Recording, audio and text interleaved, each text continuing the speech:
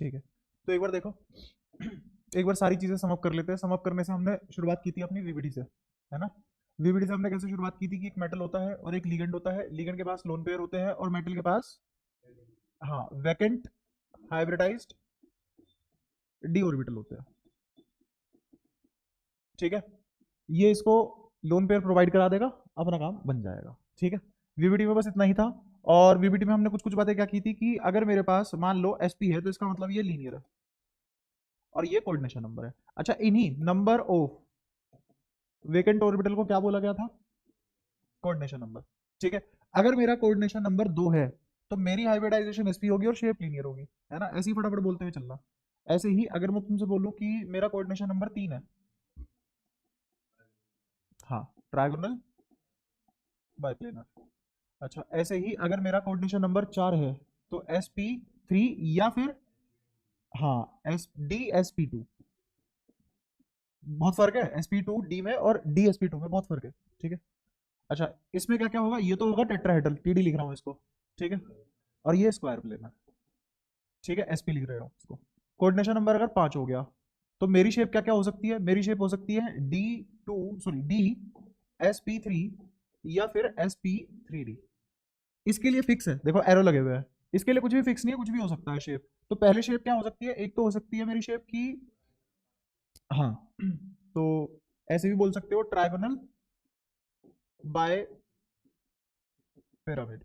तो इसको बोल देते हैं टी बी पी शॉर्ट में। अब मैं शॉर्ट में नाम लूंगा, चलेगा? ठीक है, बहुत दिन हो गया हम यही सब लिख रहे हैं। और दूसरी क्या शेप बन सकती है इसमें? Square pyramid. ठीक है, अच्छा, कोऑर्डिनेशन नंबर अगर 6 हो जाए तो मेरी शेप क्या क्या हो सकती है? D2sp3 D2। अब तो याद हो गए होंगे अच्छे से। और इसमें शेप एक ही है, ऑक्टाहेड्रल। इसको ओ टी डी लिख देते हैं, ऑक्टाहेड्रल। ठीक है, ये शॉर्ट में भी नाम याद रखो क्योंकि अब मैं शॉर्ट में ही नाम याद करूंगा। अच्छा, अब इसमें डी ब्लॉक के आदमी देखने हैं हमें। डी ब्लॉक में तुम्हें क्या क्या कंटेस्ट होना चाहिए वो एक बार रिवाइज करवा देता हूँ तुम्हारा, ठीक है, ताकि कोई स्कोप ही ना रहे किसी भी गलती का। सबसे पहले एलिमेंट आता है एससी, है ना। उसके बाद टीआई, उसके बाद वी। ये सब भी हम बहुत बार कर चुके हैं, है ना। अच्छा, इस वी के बाद C R, M N, F E, C O, N I, C U, Z I. ये सब याद है? ठीक है, अच्छा, मुझे आर्गन का इलेक्ट्रॉनिक कॉन्फ़िगरेशन लिखवा सकते हो? जब सब वही रहा है तो करवाओ। 1s2, 2s2 मैं ही लिखे जा रहा हूँ, तुम भी बोलोगे। हाँ, 2p6, 3s2, 3p6, और फिर इसके बाद डी आएगा। इसके बाद क्या आएगा? डी। यहां तक कितने हो चुके? पूरे 18 पूरे हो चुके हैं। कितने पूरे हो चुके हैं? 18। अब एक चीज याद रखना दिमाग में, 18 के बाद दो तो चढ़ावा किसको जाएगा? इसको। तो हो गए 20। दो चढ़ावा इसको जाने के बाद कितने हो गए? 20। अब बचा जो भी माल पानी डी में भरने के लिए। ठीक है, अच्छा, एटॉमिक नंबर कहां से शुरू हो जाता है इनका? इसका एटॉमिक नंबर 21 हो जाएगा, इसका 22, इसका 23, 24, 25, पता कर लो ना, 26, 27, 28, 29, 30। ठीक है, इसमें इसकी लिखवाओ। आर्गन आएगा ही आएगा, एक ही बार लिख रहा हूं बस आर्गन तुम्हारे लिए। अब इसके बाद आर्गन लिखूंगा भी नहीं। आर्गन के बाद मेरा क्या हो जाएगा? 3D शुरू हो जाएगा और 4s शुरू हो जाएगा। 3D और 4s शुरू हो जाएगा। 3D और 4s 21 है, 18 यहां भरे जा चुके हैं, दो तो भरे गए यहां, एक कहां भरा जाएगा? इधर। ये किसका बना?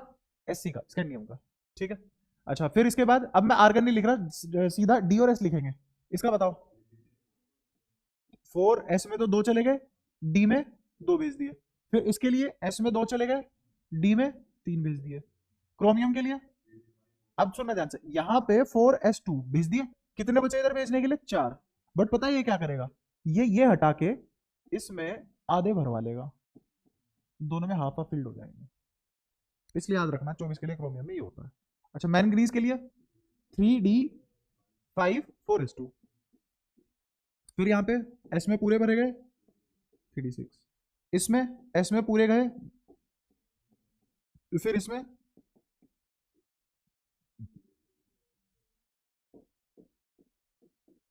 अब फिर से देखो, कॉपर में दो अगर इसको दे दिया, 29 ना, दो का चढ़ावा इसको चला गया, बचे कितने डी में? 9। तो ये क्या करेगा, याद रहेगा, या पहले तुम्हारे लिए गलती लिख देता हूं फिर सही कर दूंगा। ये ना हो गया, इसका क्या हो जाएगा 3D10 4s1। ठीक है, फिर जिंक, जिंक कंप्लीट आदमी है पूरा, ये इसमें कोई बेचैनी नहीं है। अब ये होने के बाद मुझे कुछ ऑक्सीडेशन नंबर भी पता होना चाहिए, कुछ ऑक्सीडेशन नंबर भी पता होना चाहिए।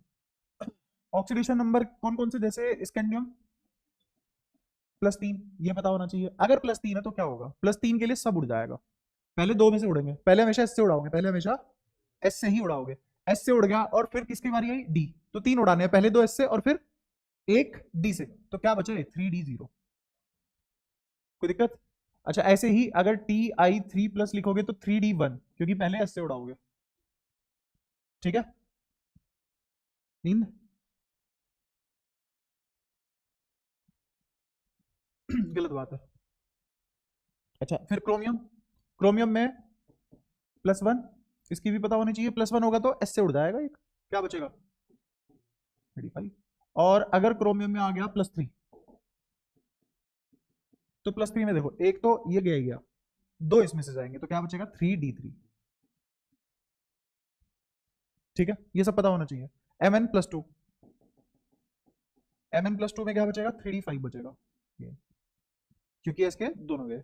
अच्छा इसमें आयरन में Fe2+, 2+ ज्यादा काम आएगा यहाँ पे, 2 इसके उड़ा दो, क्या बचा सिर्फ 3D6। फिर कोबाल्ट, कोबाल्ट में सब देखना है हमें, कोबाल्ट में +3 से चालू करते हैं। अगर मैंने +3 बनाया तो 2 तो ऐसे उड़े और एक, तो क्या आया मेरे पास, कोई परेशानी। ठीक है, फिर CO+2 देखेंगे, CO+2 में इसमें से 2 उड़ा दिया, तो क्या बचना चाहिए 3D7।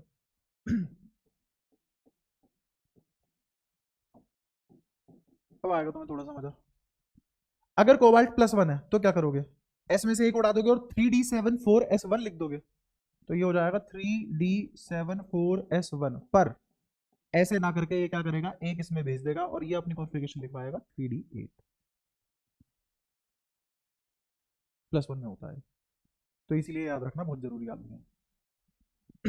फिर क्या, ये हाफ फील्ड है, ठीक है, और ये ऑलमोस्ट फुली फिल्ड होने वाला है, तो अगर ये एक इसको भेज देगा तो ये 3D8 हो जाएगा, ऐसा करने से ज्यादा स्टेबल हो जाएगा। ऐसा करने से ज्यादा स्टेबल क्यों होता है, ये एक बार वेट करो बस केमिकल बॉन्डिंग होने का तुम्हारा। Ni+2 में 2 इसके उड़ गए, कौन सा आदमी बनाए 3D8। अब 3D8 वाले मेरे पास 2 है, एक तो CO+1 और एक Ni2+, एक कौन है CO+1 और एक Ni2+। अच्छा फिर कॉपर का, कॉपर में +1 और +2 दोनों देखने हैं। अगर +1 देखा तो क्या बचेगा सर 3D10, और अगर +2 देखा तो 9, एक ही तो उड़ाओगे इससे, और फिर एक इसी की बारी बची, और कहां से उड़ाओगे। अच्छा फिर Zn+2, इसको तो कोई दिक्कत जिंदगी में कभी रहेगी नहीं। ठीक है, ये सारी स्टेट भी तुम्हें याद होनी चाहिए जितनी लिख दिया। ठीक है, कोई परेशानी। तो प्लस स्टेट वाली कॉन्फ़िगरेशन लिख दिया। अच्छा अब तुम्हें एक और चीज पता होनी चाहिए पीरियोडिक टेबल में, कि नीचे ऊपर कैसे जाते हैं, है ना, एक बार वो भी देख लो। SC TI V CR MN FE CO NI copper zinc. ठीक है, अब सुनना ध्यान से, यहां से 21 से शुरू हुए, अगर मैं इधर बढ़ रहा हूं तो +1 करते हुए बढ़ेंगे हमेशा, तो ये 22 हो जाएगा, ये 23 हो जाएगा, 24 25 26 27 28 29 30। ठीक है, अब नीचे आने के लिए क्या करते हैं, नीचे आने पे प्रिंसिपल क्वांटम नंबर बढ़ता है, तो अगर मैं यहां से यहां नीचे आऊंगा तो क्या होगा +18, 4 principal quantum number. Principal quantum number मतलब तुम्हें पता होगा ये सारे आदमी 3D सीरीज के हैं, ये सारे आदमी 3D सीरीज के हैं। अगर तुम्हें ये स्लाइड याद है तो तुम्हें पूरी डी ब्लॉक याद है। ठीक है, जैसे अगर मैं तुमसे बोलूं कि मेरे को तो 3D8 वाले सारे आदमी छाट के दे दो, 3D8 वाले, सॉरी 3D8 वाले कह रहा हूँ, D8 वाले सारे आदमी छाट के दे दो, तो D8 वाले सारे आदमी कैसे छाटेंगे, सुनना ध्यान से। मुझे पता है कि मेरा कोबाल्ट +1 क्या आया था 3D8, तो कोबाल्ट से जस्ट नीचे आऊंगा तो आर एच आएगा। आर एच क्या होगा 4d8। आर एच क्या होगा 4d8, कोई कॉन्फ़िगरेशन चेंज नहीं होगी। वो भी आर एच का कौन सा वेरिएशन +1। अच्छा फिर आर एच के नीचे आई आर आएगा, ये होगा 5d3 5d8 सॉरी 5d8, क्योंकि मैं d8 वाले आदमी छाट रहा हूं। अच्छा ni2 प्लस क्या था, ni2 प्लस d8 था, ni2 प्लस d8 था। ni के नीचे या pd, तो इसका क्या होगा 4d8। अच्छा इसके नीचे pt, इसका क्या होगा 5d8। अच्छा अब ध्यान से देखना, कॉपर +3 तो नहीं जा सकता है ना, लेकिन अगर कॉपर +3 चला जाता तो d8 नहीं आ जाता। कॉपर नहीं जा सकता पर AU AG तो जा सकता है, ये दोनों तो जा ही सकते हैं। तो अब अगर मैं यहाँ +1 बोल दूं, यहाँ +1 बोल दूं, यहाँ +1 बोल दूं, यहाँ +2, यहाँ +2, यहाँ +2, फिर यहाँ +3, यहाँ +3, तो तुम्हारे पास सारे वो आदमी हैं जो d8 के हैं। ठीक है। अच्छा ये जितने भी d8 के आदमी हैं, इसमें ये वाली सीरीज जो मैंने अगली लिखी है ये क्या है 4d के लिए, ये क्या है 4d कह रहा हूँ, ये वाली क्या है 5d के लिए। ये सारी बातें बताओ क्लियर है क्या, पक्का। अच्छा क्रोमियम जरूरी आदमी था, क्यों, क्योंकि इसमें हमने नेचुरल स्टेट में देखा कि पहला ऐसा आदमी था जिसने 4s1 3d5 भरवाया, 3d4 ना भरवा के, 4s2 ना भरवा के, तो इसने पहले s2 नहीं भरा। अच्छा इसकी +1 स्टेट क्या दे गई मेरे को 3d5 सिर्फ, और +3 3d3। तो क्रोमियम के नीचे क्या क्या आता है, मोलिब्डेनम और टंगस्टन। अगर मेरे से कोई आंख बंद करके पूछ ले कि W+3 है बताओ इलेक्ट्रॉनिक कॉन्फ़िगरेशन क्या होगी, बहुत टाइम नहीं ले रहे, 5d3। कितना टाइम लगा, क्या मैं प्रूफ कर चुका हूं। अगर तुम्हें ये आता है तो पीरियोडिक टेबल का कोई भी आदमी उठा लो सब आता है ना। अब इसमें देख भी लेते हैं कैसे कैसे चीजें निकालते हैं। तो मैंने कहा था कि अगर एक नीचे आते हैं, यहां से आते हैं तो क्या करते हैं +18, यहां से आने के लिए क्या करते हैं +18। ये क्रोमियम 24 है, तो एमओ का क्या होगा 24 + 18 मतलब, ठीक है। अब इससे मुझे डब्ल्यू पे कूदना है, तो यहां से आने के लिए पता है क्या क्या करते हैं, +18 तो प्रिंसिपल क्वांटम नंबर की वजह से, due to principal quantum number. ठीक है, प्रीवियस क्वेश्चन नहीं है, प्रिंसिपल क्वांटम नंबर। और एक और चीज इसमें ऐड करेंगे +14 ड्यू टू, क्योंकि अब लोग आ जाते हैं। ठीक है, लेकिन पहले वाले आदमियों को छोड़ देते हैं, इनको छोड़ देते हैं, इनमें नहीं करना सिर्फ, इसमें सिर्फ 18 ही ऐड करोगे। यहां से आप आने में कितना ऐड करोगे 18, यहां से यहां भी कितना ऐड करोगे 18। लेकिन इसको हटा के बाकी सबके लिए 4d से 5d आने के लिए क्या करोगे +18 +14 +18 +14। तो क्या ये इस वाले डब्बे के स्कैंडियम के नीचे नहीं आ रहा, अगर स्कैंडियम के नीचे नहीं आ रहा तो 4d से अगर मुझे 5d पे जाना हो तो मैं क्या करूंगा +18 +14। तो 42 में क्या क्या जोड़ना है मुझे, 42 में 18 जोड़ना है और 14 जोड़ना है। तो 42 में 18 जोड़ते ही कितना आ जाएगा 60, 60 में 14 जोड़ते ही कितना आ जाएगा, ये इसका एटॉमिक नंबर आ गया, ये इसका। अगर तुम्हें इनके एटॉमिक नंबर याद है तो बाकी सबके भी एटॉमिक नंबर याद है। ठीक है, आज तुम बिल्कुल ऐसे पढ़ रहे हो, अरे बिल्कुल बस पैदा ही हुए हैं, ये सब मेरा पढ़ाने का काम नहीं था, ये सब तुम्हें आना चाहिए था ऑलरेडी। ये सब 11वीं के पाप है जो अब धुल रहे हैं तुम्हारे। अच्छा इसका बताओ मेरे को, इसका क्या आ जाएगा, इसका और इसका बताओ, पहले तो इसका बताओ। 28 है, +18 करेंगे तो कितना, हाँ, और इसका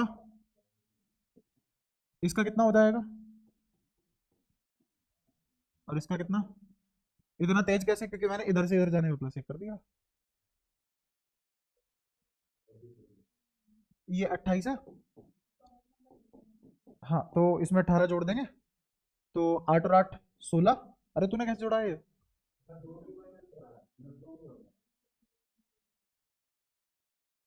क्या क्या चाह रहा है तू तो, अच्छा तूने ये +2,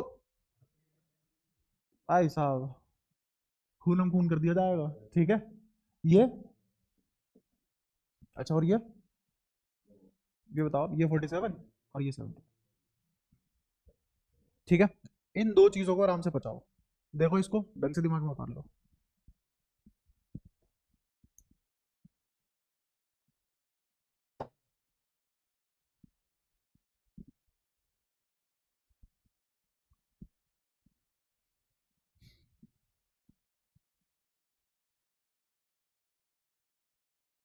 यही सब मैंने तुम्हें घर से करके लाने को बोला था बस।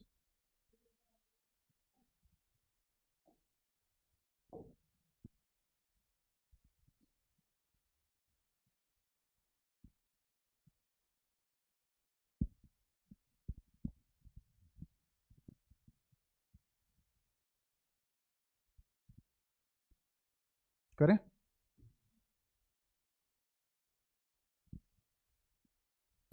क्या फायदा वो सब खोल के बैठने का जब तुम्हें यही सब अब तक बिल्कुल ऐसे नहीं हुआ कि हाँ कुछ ही पूछ लो। तेरी नींद खुली?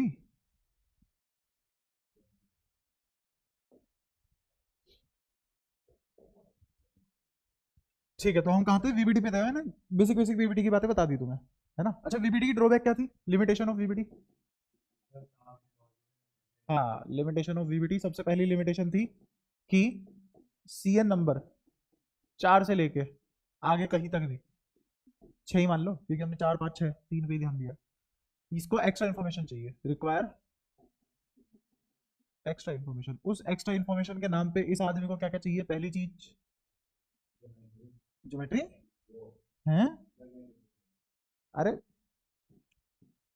मैग्नेटिज्म किस टाइप का है, या फिर number of unpaired electron, number of unpaired electron. ठीक है। दूसरा, इसको एम या केमिस्ट्री की भाषा में म्यू बता दो। तीसरा, बॉन्ड लेंथ। तुम जानते हो बॉन्ड लेंथ कैसे इफेक्ट करती है। अब सीएफटी पढ़ने के बाद आधी से ज्यादा बातें तो वैसे ही रिलेट होने लग जाती है। तो ये सब इसकी लिमिटेशन पहली वाली। दूसरी लिमिटेशन क्या है? इसने लिगेंड को कंसिडर नहीं किया, तो कंसिडरेशन ऑफ लिगेंड की स्ट्रेंथ इज नॉट देयर, है ही नहीं। कौन लिगेंड भाई साहब? क्या हो? अच्छा जुड़ गए, अच्छा बैठे हो, अच्छा कुछ तो हो। तो ये सब इसने बातें कही, इसलिए ये सब इसकी ड्रॉबैक बनी। इन दोनों चीजों के बारे में कुछ नहीं उखाड़ पाया। वो तो हर जगह मानेंगे हम। मेटल आयन को, मेटल आयन को नहीं, लीगेंड को, लीगेंड को, लीगेंड को पॉइंट चार्ज तो मानना ही पड़ेगा ना। इलेक्ट्रोस्टैट कैसे लगाएगा वरना? फील्ड कैसे पैदा कर लेंगे वो? ठीक है, वैसे वो लिमिटेशन मुझे यही छाप देनी चाहिए थी, तुम्हारी वीबीटी एक ही पेज पे आ जाती। यही है वीबीटी में, और कुछ नहीं है। वीबीटी समझ आती है? ठीक है। अब तुम्हें इलेक्ट्रॉनिक कॉन्फ़िगरेशन भी समझ आती है। आज मैं सारी थ्योरी करा के और सबके ऊपर क्वेश्चन भी करा दूंगा। ठीक है, तो 6 7 क्वेश्चन लिखूंगा। जब तक लिखूंगा तुम्हारे सबके आंसर तुम्हारे दिमाग में या नोटबुक में तैयार हो जाने चाहिए, लिखते लिखते ही। जब मैं पूछूं तुरंत आंसर आने चाहिए। अब मैं इलेक्ट्रॉनिक कॉन्फ़िगरेशन पढ़ाने बैठूंगा ना, समझाने बैठूंगा, एक बार करा दिया, एक दिन का पाप था वो भी पूरा कर लिया मैंने।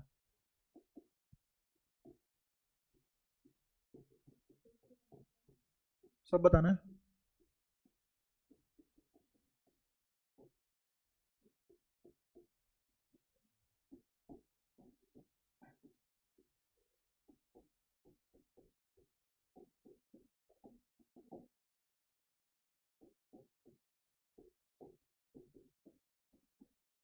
इसमें बताते चलो कैसे कैसे बनेगा इसकी हाइब्रिडाइजेशन। सबसे मेन चीज तो हाइब्रिडाइजेशन है, हाइब्रिडाइजेशन निकालो।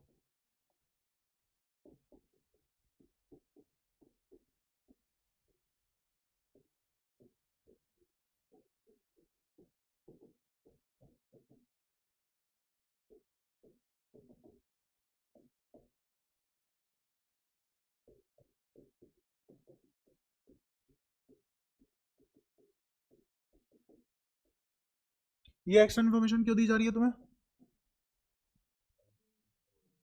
हाँ, अगर ये नहीं दी जाएगी तो तुम सोल्व नहीं कर पाओगे।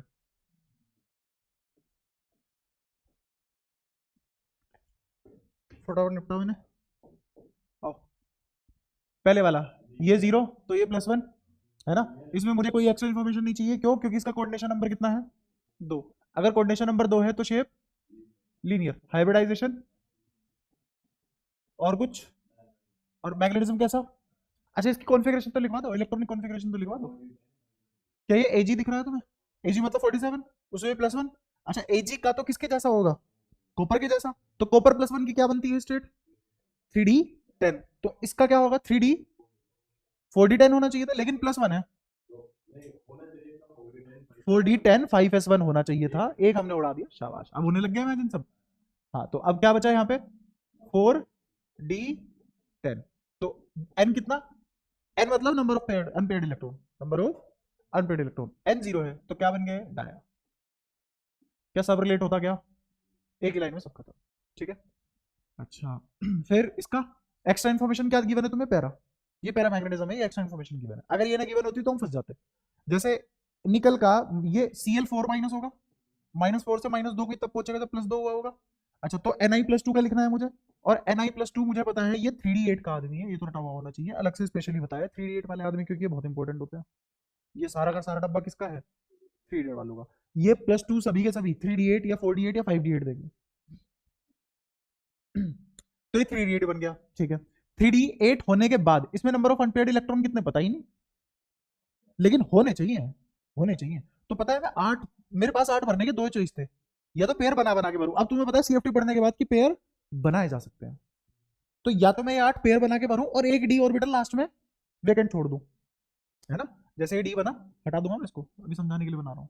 ये वाला खाली छोड़ देंगे और इसमें इलेक्ट्रॉन ऐसे भर देंगे, तो क्या भरेगा ये 8? एक तो ये चॉइस है। दूसरी चॉइस क्या है मेरे पास डी भरने की? 1 2 3 4 5 6 7 8 ऐसे भरूं, तो 2 अनपेयर्ड बच गए। क्या बच गए? 2 अनपेयर्ड। तो तुम्हें बताओ पहले वाले दूसरे वाले में से कौन सी करेक्ट होनी चाहिए? अगर ये एक्स्ट्रा इन्फॉर्मेशन ना गिवन हो, मैं फंस गया था यहाँ पे, कुछ नहीं पता है मुझे। अब मुझे पता है कि अगर ये पैरा है तो अनपेयर्ड इलेक्ट्रॉन होने चाहिए, इसमें तो n 0 है। तो मुझे एक चीज पता है, यहाँ पे n पैरा की वजह से यहाँ पे n 0 नहीं है। अगर n 0 नहीं है तो मेरी कॉन्फ़िगरेशन क्या होगी? क्या मेरा d खाली बचेगा? नहीं। तो ये क्या बनेगा? ये बात क्लियर हुई? पक्का? और शेप क्या होगी इसकी? अगर sp3 है तो टेट्राहेड्रल, तो td लिख दूं? डन। अच्छा, तुमने ध्यान दिया हो ये कोऑर्डिनेशन नंबर 2 था, ये कोऑर्डिनेशन नंबर 4 में ही मुझे वो दिक्कत फंसी जिसकी मैंने बात कही थी, कि मुझे इसमें एक्स्ट्रा इन्फॉर्मेशन चाहिए होगी। अगर वो आदमी ना देता कि ये पैरा है तो मैं इस थ्योरी से नहीं निकाल पाता इस चीज को। फील आ रही है पूरी? फिर डाया में आ जाओ। डाया में मुझे पता है कि n बराबर 0 है, क्या मिल गई एक्स्ट्रा इन्फॉर्मेशन? अच्छा, फिर उसने कहा कि बात तो वही है, आज भी लिखा तो 3d8 जाएगा, बट n 0 होना चाहिए। इसका मतलब आज पेयरिंग कर करके भरनी है, इसका मतलब d खाली बचेगा, तो मेरा आदमी बनेगा ये dsp2 का, और शेप क्या बनेगी? Square planar. ठीक है, कैपिटल एस कैपिटल पी मतलब स्क्वायर प्लेनर, और जो स्मॉल लेटर है उनसे हम हाइब्रिडाइजेशन लिख रहे हैं। सब आता जा रहा है। इसमें भी डाया का मतलब n बराबर 0। ठीक है, अब इसमें भी 3d8 आएगा। गलत, 3d8 नहीं आएगा, सुनो। हाँ, यहाँ देखो ये तो कार्बोनिल है, यहाँ पे उसने कुछ नहीं दिया तो कोई चार्ज नहीं है, 0 से 0 तभी जाया जाता है जब ये भी 0, पूरा आदमी न्यूट्रल है, और उसने दिया हुआ डाया n 0 है। तो अब मुझे आज के दिन क्या भरना है? 3d8 4s2। अब तो नहीं हो रही इलेक्ट्रॉनिक कॉन्फ़िगरेशन गलती, और देखो कितने फटाफट सवाल हो रहे हैं। तो 3d8 4s2 भरा गया इसमें, ये इसकी इलेक्ट्रॉनिक कॉन्फ़िगरेशन होगी, किसकी? ni की, क्योंकि इस बार प्लस प्लस कुछ नहीं है, इस बार 0 चार्ज है इस पे। ठीक है। अच्छा, अगर इसके पास 0 चार्ज है और डायमैग्नेट है तो n बराबर 0 है, कैसे भरना चाहिए मुझे? पेयरिंग करेंगे पहले इसमें, पेयरिंग करने के बाद s भरा हुआ है, s में मेरे को खाली चाहिए चीजें, क्योंकि या तो मैं sp3 भरूंगा या dsp2 भरूंगा, s तो खाली चाहिए चाहिए। आ रही है बात समझ में? तो s के इलेक्ट्रॉन मेरे पास दो चॉइस है, या तो अगले वाले p में फेंक दूं, या जो मैंने यहाँ पेयर बनाया है ना, n 0 है तो मतलब पेयर होने चाहिए इलेक्ट्रॉन के, अनपेयर्ड नहीं होना चाहिए। d में कोई भी अनपेयर्ड नहीं छोड़ना, तो d में पहले क्या भरे जाएंगे? 8 इलेक्ट्रॉन, कैसे? पेयर बना बना के। तो 5 में से मेरा एक लास्ट वाला खाली बचेगा। अब जो 5 में से एक लास्ट खाली वाला बचा है डी का, उसमें भरे जाएंगे इसके, या अगले वाले पी में भरे जाएंगे? अगले वाले पी में भरने के लिए एनर्जी चाहिए, और तो किस में भर देंगे इसको? पिछले वाले डी में भर देंगे। तो पिछले वाले डी में भरते ही मेरे पास कौन सा ऑर्बिटल खाली बचे? sp3 खाली बचे, शेप आ गई टेट्राहेड्रल। समझ आया? कोई डायग्राम वायग्राम कुछ कुछ बनाने की जरूरत नहीं है, जरूरत तो नहीं है ना डी बना के दिखाऊं फिर दो ऑप्शन दूं। ठीक है, 0 अनपेयर्ड इलेक्ट्रॉन मतलब n बराबर 0, डाया मिल गया मुझे, मैग्नेटिज्म क्या मिल गया? डाया। ठीक है, म्यू 0 है ना। अच्छा, और कोऑर्डिनेशन नंबर कितना है? कोऑर्डिनेशन नंबर 5 है। अगर कोऑर्डिनेशन नंबर 5 है और ये डाया के पास है, तो और इसकी मैग्नेटिक मोमेंट डायपोल मोमेंट 0 है, मैग्नेटिक डायपोल मोमेंट 0 है, तो अब शेप देखते हैं कौन कौन सी अपने पास। 5 के लिए कौन कौन सी शेप है अपने पास? एक तो बाय पिरामिडल है ना, और एक स्क्वायर पिरामिड। तो स्क्वायर पिरामिड में डायपोल मोमेंट 0 नहीं हो सकती, क्या बचेगा ये आदमी? ये क्या बचेगा? हाँ, ट्रायगोनल बाय। तो ऐसे लिख दूं इसको, इतना बढ़ाना लिख के, टी बी। किसकी? शेप पे भी आते हैं। पहले तो ये ज्योमेट्री पता कर ली, शेप नहीं, हाइब्रिडाइजेशन है। शेप और ज्योमेट्री दोनों पता कर लिया हमने, टीबी भी शेप है इसकी। अच्छा, ये होने के बाद अब मुझे इसका बताओ कि इलेक्ट्रॉनिक कॉन्फ़िगरेशन क्या लिखा जाएगा। आदमी कौन है? आयरन। यहाँ जीरो है, यहाँ भी जीरो है, तो आयरन की नॉर्मल कॉन्फ़िगरेशन क्या होगी? एफ ई जीरो के लिए 3। शाबाश। मुझे कोई सा भी हो, खाली कौन चाहिए?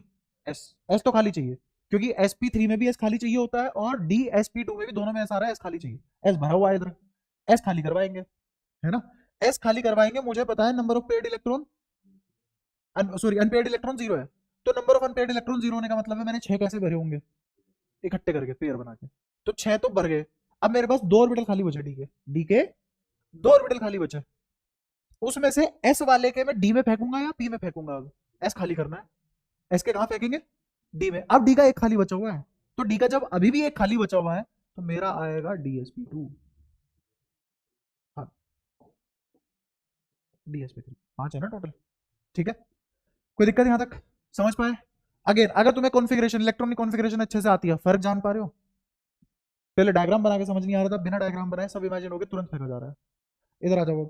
ये आदमी डाया है, डाया मतलब mu zero, N zero.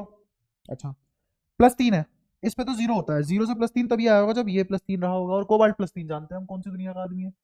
Cobalt मतलब, कोबाल्ट किसके बाद आता है? आयरन के बाद। Iron 26, cobalt 27। ठीक है, अब मुझे +3 के लिए लिखना है। 27 में से 2 किस में भरे गए? एस में। इमेजिन करते रहो, जो बोलता रहो दिमाग में क्लिक करना। एस में से 2 किस में भरे गए? कॉपर और क्रोमियम को छोड़ के चुपचाप पहले 2 एस में भर देना। तो 2 किस में भरे गए? एस में। बचे कितने? 25। 18 किसके हो गए? आर्गन के। ठीक है, तो 25 में से 18 गए, कितने बचे? 7। अब मुझे 7 भरने हैं, डी में 7 इलेक्ट्रॉन भरने हैं, पेयरिंग नहीं चाहिए। तो अब बताओ कैसे करोगे? हाँ, तो जब +3 करेंगे तो 2 किस में से उड़ाएंगे? एस में से, और 1 किस में से उड़ाएंगे? शाबाश। तो डी में अब 6 बचेंगे, तो इसकी कॉन्फ़िगरेशन 3d6 लिखी गई।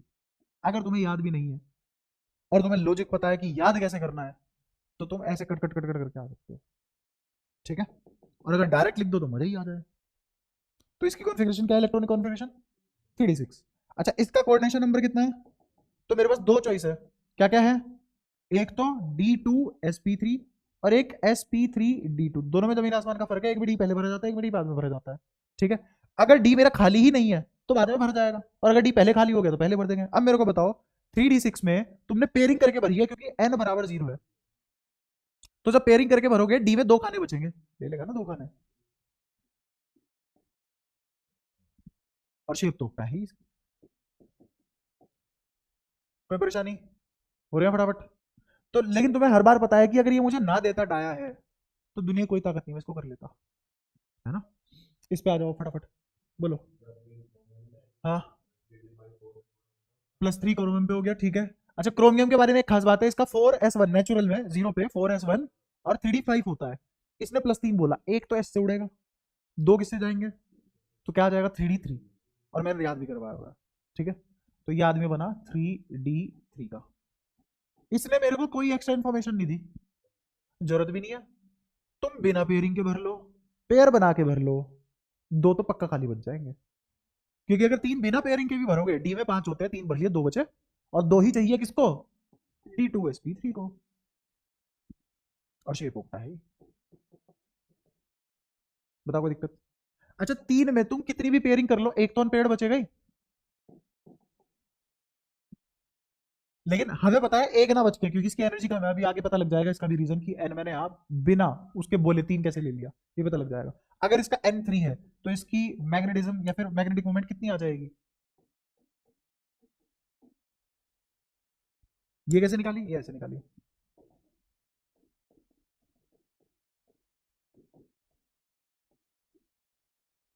एन की वैल्यू कितनी रख दी? 3।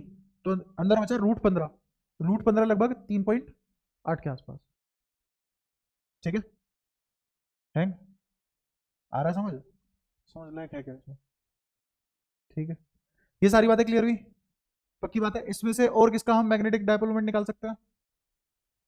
दिख रहा है किसी में? n 0 0 0 0 0, इसमें नहीं है 0, इसमें बताओ, आ जाओ।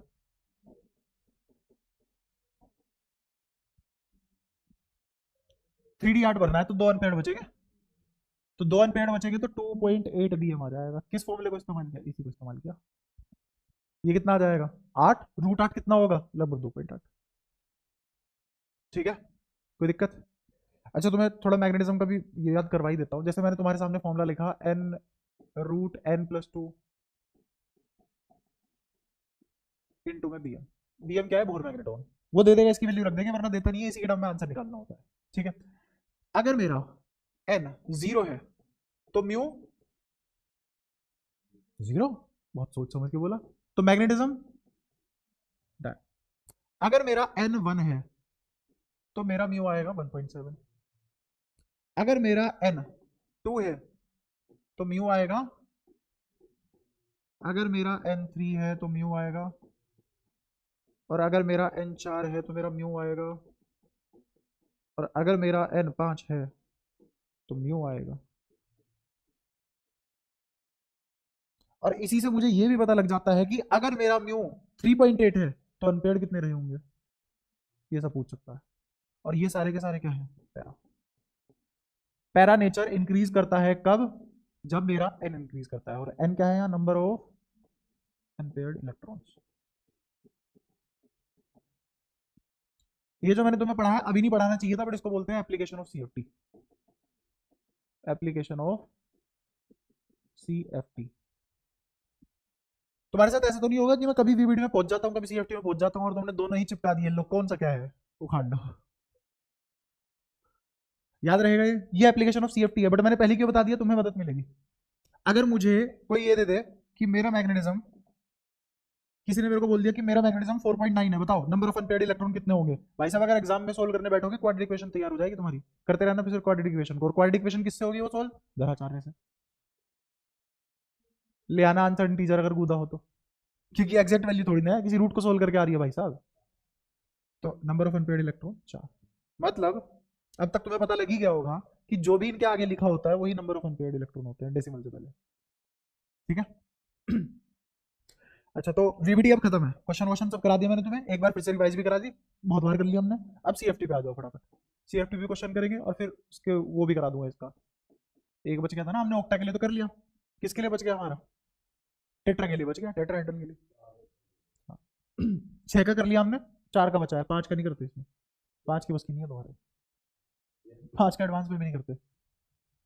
सीएफटी 5 के लिए करते ही नहीं है, 4 के लिए करते हैं और 6 के लिए करते हैं। 6 में देख लो कितनी बातें थी, 6 में बहुत सारी बातें थी, 4 में भी बातें होंगी बहुत सारी, लेकिन 5 में का तो दीनी मानी नहीं है।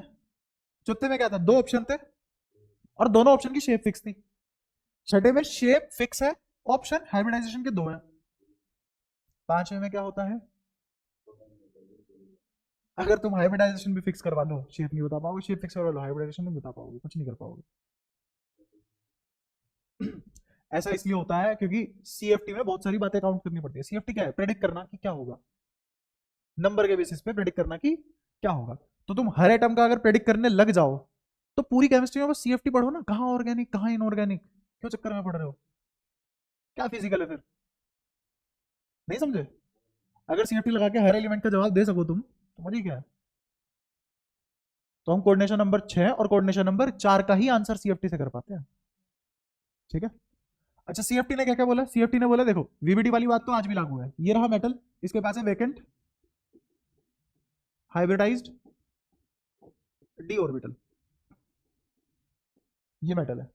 ये रहा लिगेंड, इसके पास है लोन पेयर, ये इसको लोन पेयर दे देगा, इसके वेकेंट ऑर्बिटल भर जाएंगे, बढ़िया। बट ये बहुत ऊपर ऊपर से बात होगी, फिर तुम्हें 36 एक्स्ट्रा इन्फॉर्मेशन चाहिए होगी। लेकिन अगर तुम्हें एक्स्ट्रा इन्फॉर्मेशन नहीं चाहिए तो पहले एक्स्ट्रा पढ़ना पड़ेगा। अब वही एक्स्ट्रा क्या क्या पढ़ा हमने, बहुत ही छोटे में इसी स्लाइड में सारी बातें कवर कर जाऊंगा। सबसे पहले उसने कहा कि इस लिगेंड को तो मान लो पॉइंट चार्ज, क्या मान लो? Point charge. पॉइंट चार्ज के पास होता है इलेक्ट्रिक फील्ड।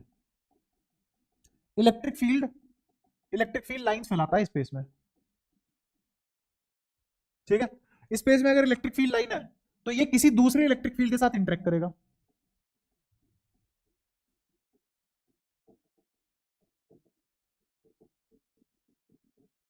इस मेटल के पास भी खुद का इलेक्ट्रिक फील्ड है। इसका इलेक्ट्रिक फील्ड कैसे बनता है? अगर ये मेटल का फ्री आयन है, metal free ion, metal free ion की बात करें तो ये डी जनरेट होता है, डी या डी जनरेट बोल लो इसको। इसका मतलब क्या है? Same energy. अगर सेम एनर्जी है और डी जनरेट है तो ये कैसा फील्ड होगा? Spherically symmetrical field.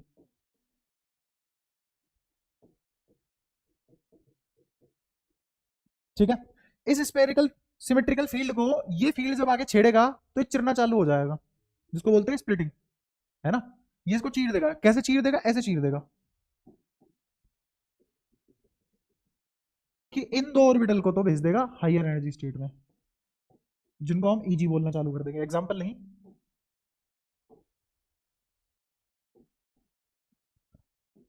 और कुछ लोअर एनर्जी स्टेट में चले जाएंगे, T2G। एक बैरी सेंटर क्रिएट हो जाएगा। ये बैरी सेंटर मुझे बताता है कि इनकी बराबर बटी एनर्जी क्या थी। तो न्यूट्रल थे, अरे सब में बराबर एनर्जी बटी है, स्फेरिकली सिमेट्रिकल है, तो अगर सबका वेक्टर समेशन ले लोगे क्या आना चाहिए? 0।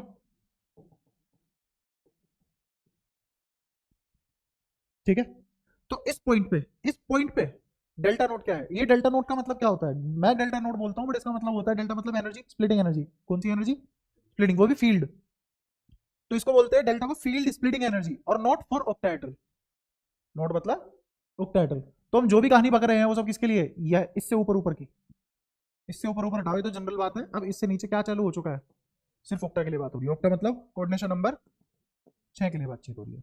ठीक है, अच्छा तो ये कितना ऊपर उठ जाते हैं? ऊपर 2 है, नीचे 3 है। नीचे और ऊपर एनर्जी समेशन होके 0 आनी चाहिए। तो नीचे 3 है, तो 3 को मैंने अगर एनर्जी दी -0.4 टाइम्स डेल्टा नोट, और ऊपर मैंने दे दी प्लस का 0.6 डेल्टा नोट। इसकी 2 से मल्टीप्लाई करो 1.2, इसकी 3 से मल्टीप्लाई करो -1.2, हो गया, बैलेंस हो गई एनर्जी। ठीक है, अब इसमें इस गैप को, इस एनर्जी गैप को ही बोलते हैं डेल्टा नोट। इस पॉइंट पे, एग्जैक्टली इस पॉइंट पे 0 होता है, और इन दोनों के बीच में इसकी कोई वैल्यू आएगी। ठीक है, इसी को बोलते हैं, बोलो दोबारा बोलो, फील्ड स्प्लिटिंग एनर्जी। किसकी और किसने की? हाँ, तो है क्या वो? ठीक है, तो क्रिस्टल फील्ड स्प्लिटिंग एनर्जी बोल दिया हमने इसको। अब इसमें सारा का सारा खेल होता है, एक होती है पी, पी मतलब पेयरिंग एनर्जी, पी मतलब पेयरिंग एनर्जी। बस पूरा खेल इसी चीज का है कि अगर मेरे पास किसी की इलेक्ट्रॉनिक कॉन्फ़िगरेशन डी में 1 से लेके 3 है, 1 से लेके 3 है, तुम बिना पेयरिंग के भर लो या पेयरिंग के साथ भर लो, तुम ईजी में कभी नहीं पहुंच पाओगे। और ईजी में कितने आदमी हैं? 2। तो ये हमेशा क्या कॉन्फ़िगरेशन लेगा? D2sp3 always. ये बात समझ आती है? क्लियर हुआ? अगर मेरा डी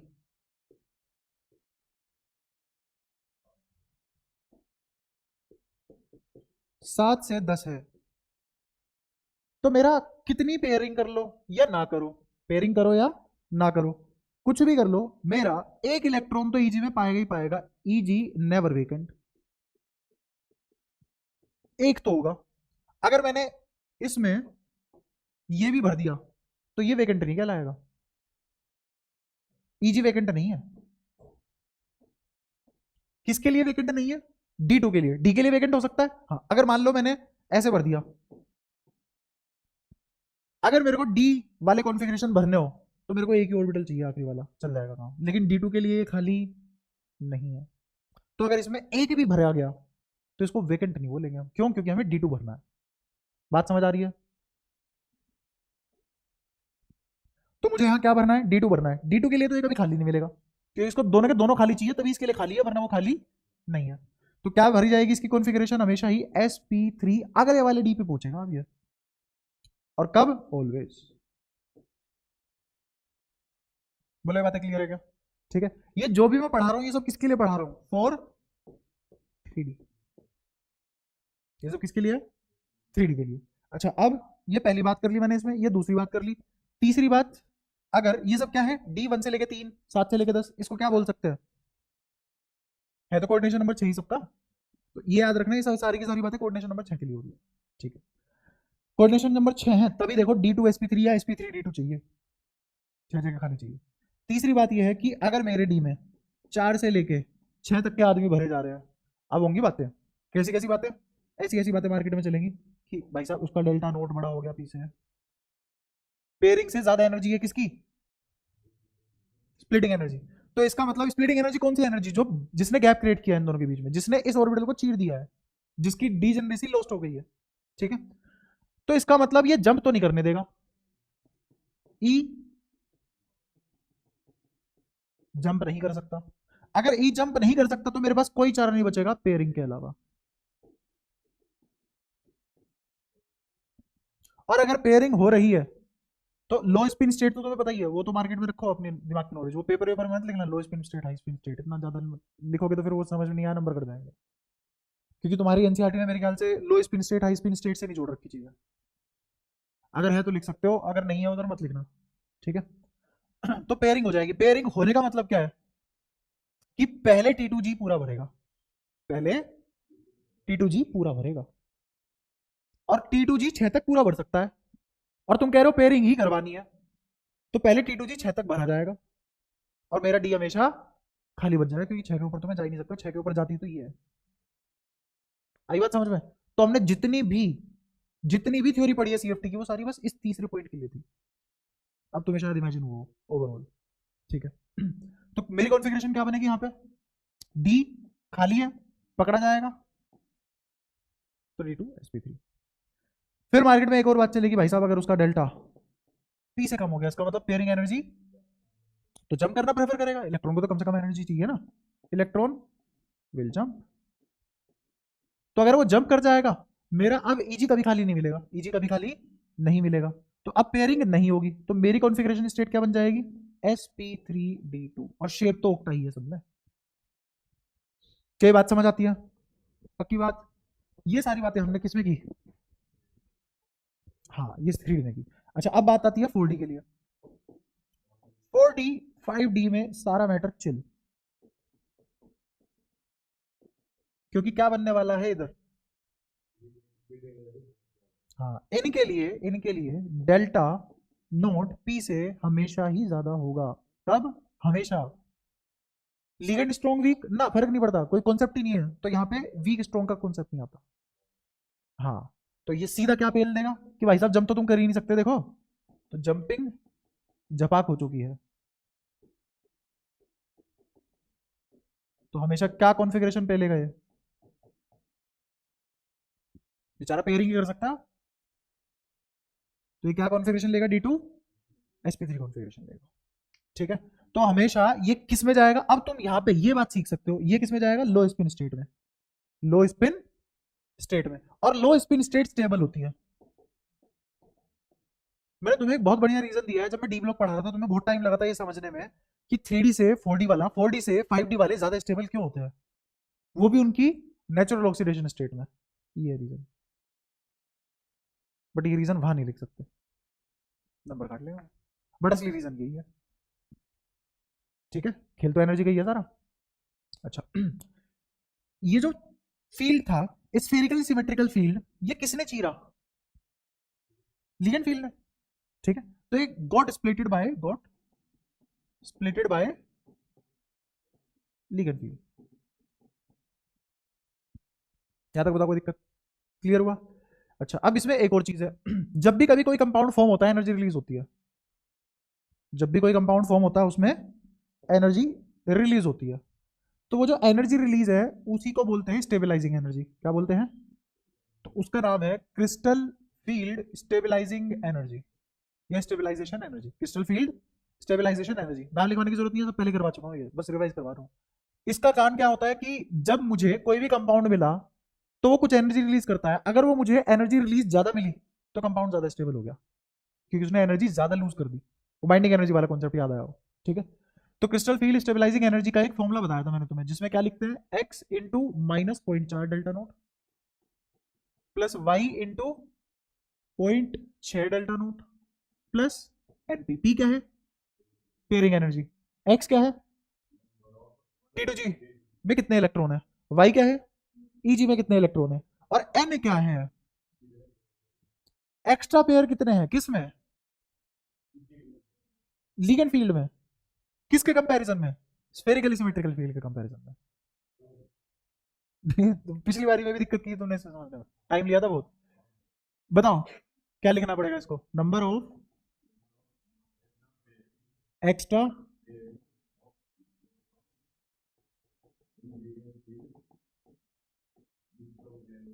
ओवर, किससे ज्यादा? Over spherically symmetrical.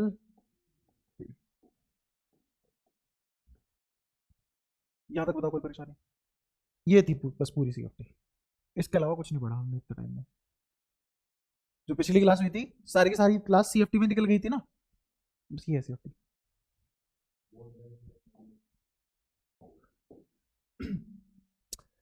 वो तो वहां पे जब हमने बताया था कि वो पास आते हैं, 4D के लिए बॉन्ड लेंथ कम हो जाती है, 5D के लिए और कम हो जाती है बॉन्ड लेंथ, है ना। और जो स्प्लिटिंग एनर्जी होती है वो बढ़ जाती है। क्यों बढ़ती है स्प्लिटिंग एनर्जी? क्योंकि रिपल्शन भी तो बढ़ती है। हाँ, बॉन्ड लेंथ बढ़ने से पक्की बात है रिपल्शन कम होगी, और बॉन्ड लेंथ घटने से रिपल्शन ज्यादा होगी। और अगर रिपल्शन ज्यादा हो रही है इसका मतलब फील्ड एक दूसरे को ज्यादा काट रहे हैं, फील्ड एक दूसरे को ज्यादा काट रहे हैं तो लिगेंड फील्ड ज्यादा चीर देगा इसको, तो एनर्जी गैप बढ़ा देगा। वो एनर्जी गैप बढ़ा देगा तो पेयरिंग ही करना मजबूरी है, जंप नहीं कर सकते। तो इसका मतलब डेल्टा नोट बढ़ गया है बहुत ज्यादा, और डेल्टा नोट बढ़ गया है तो स्टेबिलिटी बढ़ चुकी है, क्योंकि वो ज्यादा एनर्जी रिलीज करेगा बनते टाइम। सारी कहानी करेक्ट? फिर नींद खुल रही है नहीं खुल रही? पक्का? अच्छा अब बस एक पूरी कहानी में एक बात रह गई, बता सकते हो क्या? मैंने क्या बोला है? तुरंत उसका मेरे से पहले आ गया क्या? वो तो बीच में स्पेस आ गया, टाइम लगता। ये पता कैसे करोगे डेल्टा नॉट पी से ज्यादा है या पी से कम है? ना, ये भी खुद ही पता करना है। ये कैसे पता करेंगे? ये पता करने के लिए हम फोकस करेंगे लिगेंड पे। अब तक मैंने लिगेंड पे कोई फोकस नहीं करा है। हाँ, अब इसको देखेंगे किसके हिसाब से? Will be decided will be decided according to strength of ligand. तो लिगेंड की स्ट्रेंथ दो हिस्सों में बांटी जा सकती है। एक, weak field ligand, weak field ligand, strong field ligand. भाई यही खराब बात है, मेरी आलस आ रहा है, बहुत ज्यादा आलस आ रहा है। तुम बोलोगे तो लिख दूंगा वरना नहीं लिख रहा। वीक फील्ड लिगेंड और नीचे वाला स्ट्रॉन्ग फील्ड लिगेंड। ठीक है नहीं खैर पढ़ने में नहीं आता भाई मेरे को आलस। अगर मेरे पास कुछ काम ना हो पढ़ सकता हूँ, मेरे को कोई दिक्कत नहीं है। अच्छा ठीक है, कोई नहीं, खैर लटकना चालू करूंगा, आलस बढ़ाऊंगा। मैं तो कर ही सकता हूँ ये काम, कुछ तो देख मेरे पास थोड़ी थोड़ी पावर है ना, मिस यूज करो। हैं? ये कौन सी बात हो रही है यहाँ? साइंस पढ़ रहे हैं हम यहाँ, ह्यूमैनिटीज आर्ट्स थोड़ी ना पढ़ रहे हैं कि जेंडर बेसिस पे ये कर लो वो कर लो, ये मिलेनियल ये जेनजीज ये फीमेल ये मेल। अरे अच्छा इसका तो अभी चल रहा है, ये खुद डिसाइड नहीं कर पा रहा कर पा रही, जो भी उसके प्रोनाउन है। ये सब नहीं करना भैया, ये आर्ट्स वालों को ही रहने दो, सोच ले। हाँ, दो हाथ दो पैर ठीक है, तोड़ सकते हैं, हाँ तोड़ सकते, तोड़ दो। कोई नहीं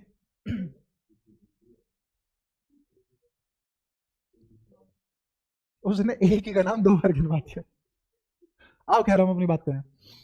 तो अब हम कहानी बांटते हैं स्ट्रॉन्ग फील्ड और वीक फील्ड लिगेंड की, है ना। अच्छा जो मैंने तुम्हारा रिलेटिविस्टिक थ्योरी में कुछ बॉन्ड छोड़े थे ना, जैसे सिग्मा एंटी बॉन्ड, है ना, पाई बैक बॉन्डिंग, ये सब डिसाइड करते हैं कि कौन स्ट्रॉन्ग बनेगा कौन वीक बनेगा।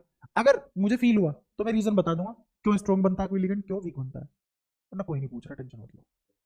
ठीक है, वो अभी आगे चलेंगे तो बताएंगे, देखेंगे अगर मतलब मूड हुआ या मिजान बना तो। अब वीक फील्ड लिगेंड बता रहा हूँ मैं तुम्हें कौन कौन से है, और उसमें भी प्रायोरिटी कैसे सेट होती है। ठीक है, मेरे ख्याल से बता चुका था मैं, तो बताओ फटाफट बताओ। तो याद होने चाहिए लाला। अच्छा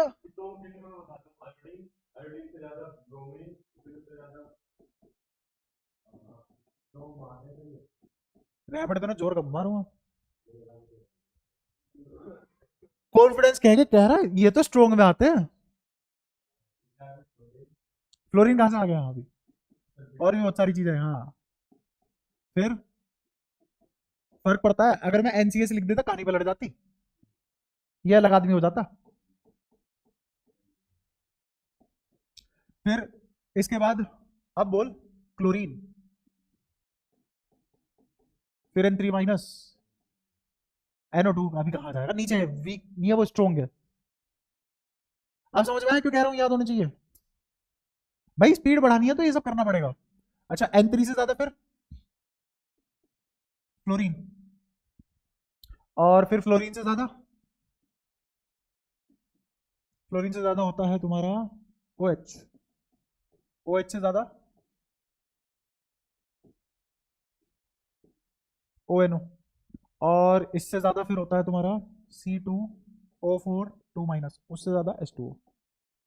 ये इन दोनों को सिर्फ एक जगह स्ट्रोंग बन जाते हैं, strong field ligand, only if, या सीधा इफ लिख लो, IFF मतलब इफ एंड ओनली इफ, ठीक है। तो स्ट्रोंग फील्ड लिगेंड बन जाएंगे इफ विद कोबाल्ट में भी कौन सा आयन, +3 वाला, CO2+ के साथ नहीं, CO+1 के साथ नहीं, सिर्फ CO3+ के साथ, ठीक है। अच्छा ये सारे के सारे कहते हैं वीक फील्ड लिगेंड। फिर आते हैं strong field ligand. Strong field ligand में NCS, क्या फर्क है दोनों में, इन दोनों में देख, ये भी नेगेटिव है, ये भी नेगेटिव ना। अच्छा फिर इससे ज्यादा पायरिडीन, पायरिडीन न्यूट्रल होता है, हाँ। फिर नहीं ऐसा भी कुछ नहीं है, NH3 कौन सा ऑर्गेनिक है, NH3 न्यूट्रल होता है, EN भी न्यूट्रल होता है, ठीक है। फिर बायपेरिडीन न्यूट्रल होता है, फिर इसके बाद NO2, फिर PPH3 न्यूट्रल होता है, फिर इसके बाद CN-, फिर कार्बोनिल, कार्बन न्यूट्रल होता है। हाँ। अब अगर तुम थोड़ा सा ध्यान दो, मैं जनरल बता रहा हूं, ऑलवेज नहीं कह रहा, सुनना ध्यान से। अगर मैं केमिस्ट्री में कभी भी जनरली बोलूं तो उसका मतलब यह है कि नॉट ऑलवेज, ठीक है। जनरली अगर नाइट्रोजन बॉन्ड बनाए तो वो स्ट्रॉन्ग फील्ड लिगेंड है,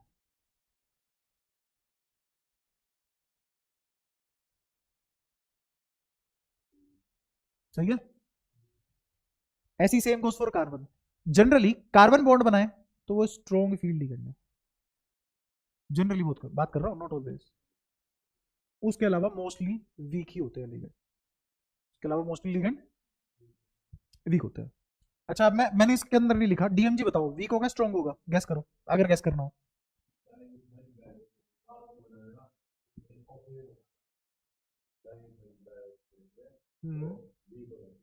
स्ट्रॉन्ग है,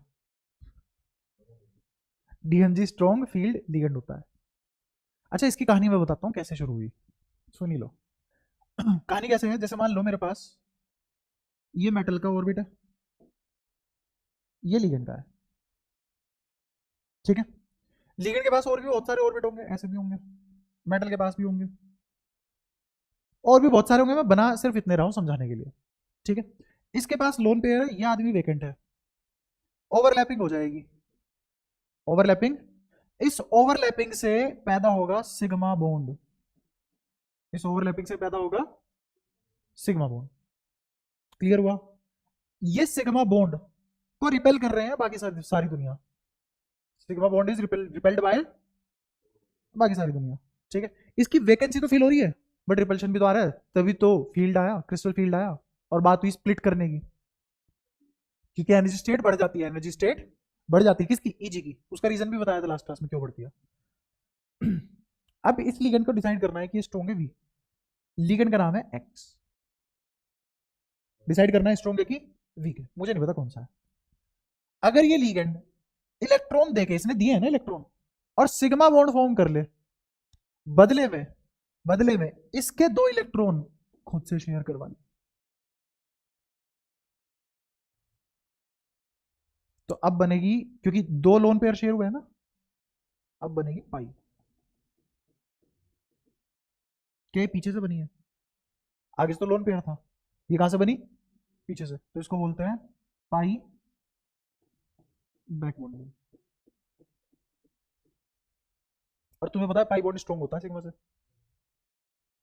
तो जितने भी तुम्हें स्ट्रॉन्ग फील्ड लिगेंड दिखेंगे, these are backed up by pi bond, hence when they form they release more energy, hence increase the delta knot, increase the stability। ये कहानी है स्ट्रॉन्ग फील्ड लिगेंड की, ऐसे बनते हैं स्ट्रॉन्ग फील्ड लिगेंड। जो ligand pi bond से backed up है ना, जैसे मान लो तुम कैसे पता करते हो कोई इंसान कमजोर है कि कोई इंसान ताकतवर है, तुम देखते हो उसकी बैक क्या है। बैक मतलब ऐसे नहीं कि पीठ ऐसे शर्ट फाड़ के, हाँ यार कमर तो पतली है। बैक मतलब कि जान पहचान प्रधानमंत्री से है, या इसके घर वालों के पास कितनी बंदूकें हैं, है ना।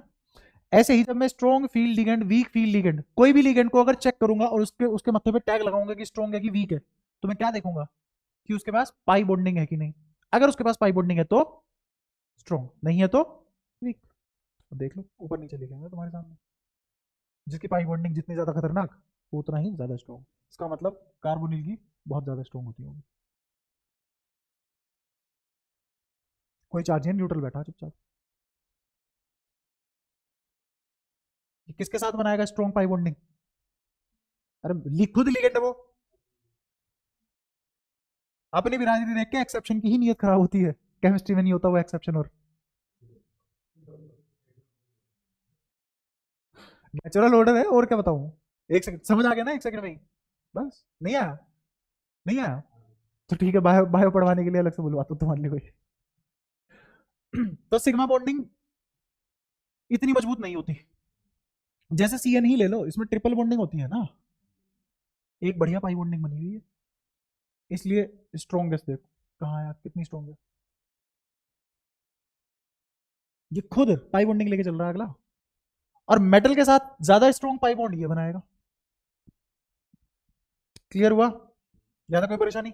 ये कहानी होती है, ऐसे डिसाइड करते हैं। तो अब तुम्हें ये भी आता है, खैर तुम्हें आता नहीं है, बट तुम्हें ऊपर ऊपर से बहुत सर्विस लेवल पे पता है कि कैसे चेक करते हैं कौन स्ट्रॉन्ग फील्ड लिगेंड है कौन वीक फील्ड। इतना बताने से ये नहीं हो गया मैं कुछ भी लिख दूं बोर्ड पे और तुम बता पाओगे कि स्ट्रॉन्ग लिगेंड है वीक लिगेंड है, नहीं। तुम्हें बस उसके पीछे की थ्योरी पता है कि अगर बोला होगा तो ये जांच के बोला होगा किसी ने किसी और ने, उसको कितनी केमिस्ट्री आती होगी हमें क्या पता, हमें मतलब भी नहीं है। ठीक है, रुक जाओ अभी। तो अब मुझे ये पता लग गया स्ट्रॉन्ग और वीक कौन है। तो अगर मुझे ये पता लग गया स्ट्रॉन्ग और वीक कौन है, तो मुझे ये भी पता लग गया किसका डेल्टा पी और किसका डेल्टा नोट। और जैसे ही मुझे ये बात पता लगी कम ज्यादा है, तो मैं भर सकता हूं कि वो sp3 है, sp3d2 है या d2sp3 है, ये भी पता लग जाएगा। क्या मैंने पूरी बात खत्म कर दी है। ये थी तुम्हारी सीएफटी, किसके लिए, सिर्फ सिर्फ किसके लिए, ओक्टा के लिए, सिर्फ और सिर्फ किसके लिए, कोऑर्डिनेशन नंबर क्या है 6। तो अभी जो तुम्हारी खत्म हुई है कोऑर्डिनेशन नंबर 6 के लिए, अब इस पे सवाल कर लो फटाफट, सवाल भी खत्म करो। मैं सवाल लिख रहा हूँ तो भैया।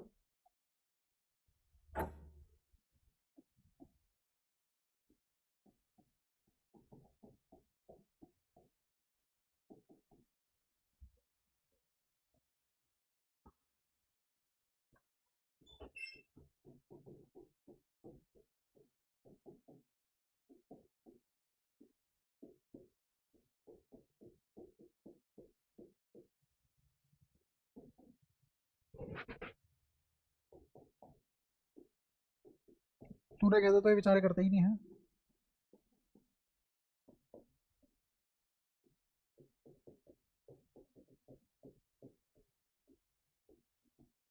आओ पहले इन्हीं को पहले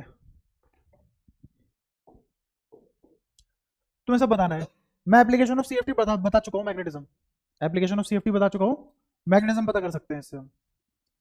वीबीटी में उल्टा होता था, सुनने ध्यान से, वीबीटी और सीएफटी में सबसे मेजर फर्क यही है। वीबीटी में उल्टा होता था, मुझे मैग्नेटिज्म बताना पड़ता था। यहाँ उल्टा मैं तुम्हें मैग्नेटिज्म बता दूंगा कॉम्प्लेक्स देख के। ये एप्लीकेशन है सीएफटी की। तो अब इन सवालों में मुझे क्या क्या बताना है, सब बताना है। कितने एम्पियर इलेक्ट्रॉन है, मैग्नेटिज्म क्या है, मैग्नेटिक डायपोल मूवमेंट क्या होगी, हाइब्रिडाइजेशन क्या होगी, शेप क्या होगी, सब बताना है। ठीक है, तो जैसे इससे शुरुआत करते हैं। ये +3 है, ये 0, तो ये भी क्या रहा होगा, Sc+3 क्या लिखवाता है, D0। अच्छा D0 है, तो कौन पेयर कौन अनपेयर्ड, तो N0। N0 तो डाया, बताओ कोई परेशानी? अच्छा अब मुझे बताओ कि बगल में कौन बैठा है, वीक की स्ट्रॉन्ग, वीक। और मुझे देखना भी चाहिए कि डी खाली पड़ा है, पूरा पूरा ही तो खाली पड़ा है, कौन सा क्या स्ट्रॉन्ग क्या वीक, सीधा D2 sp3। मुझे कोई एक्स्ट्रा इन्फॉर्मेशन की जरूरत नहीं है सब पता करने के लिए, इसमें तो कभी भी नहीं थी। इस पे आ जाओ, अब ये D1 हो जाएगा।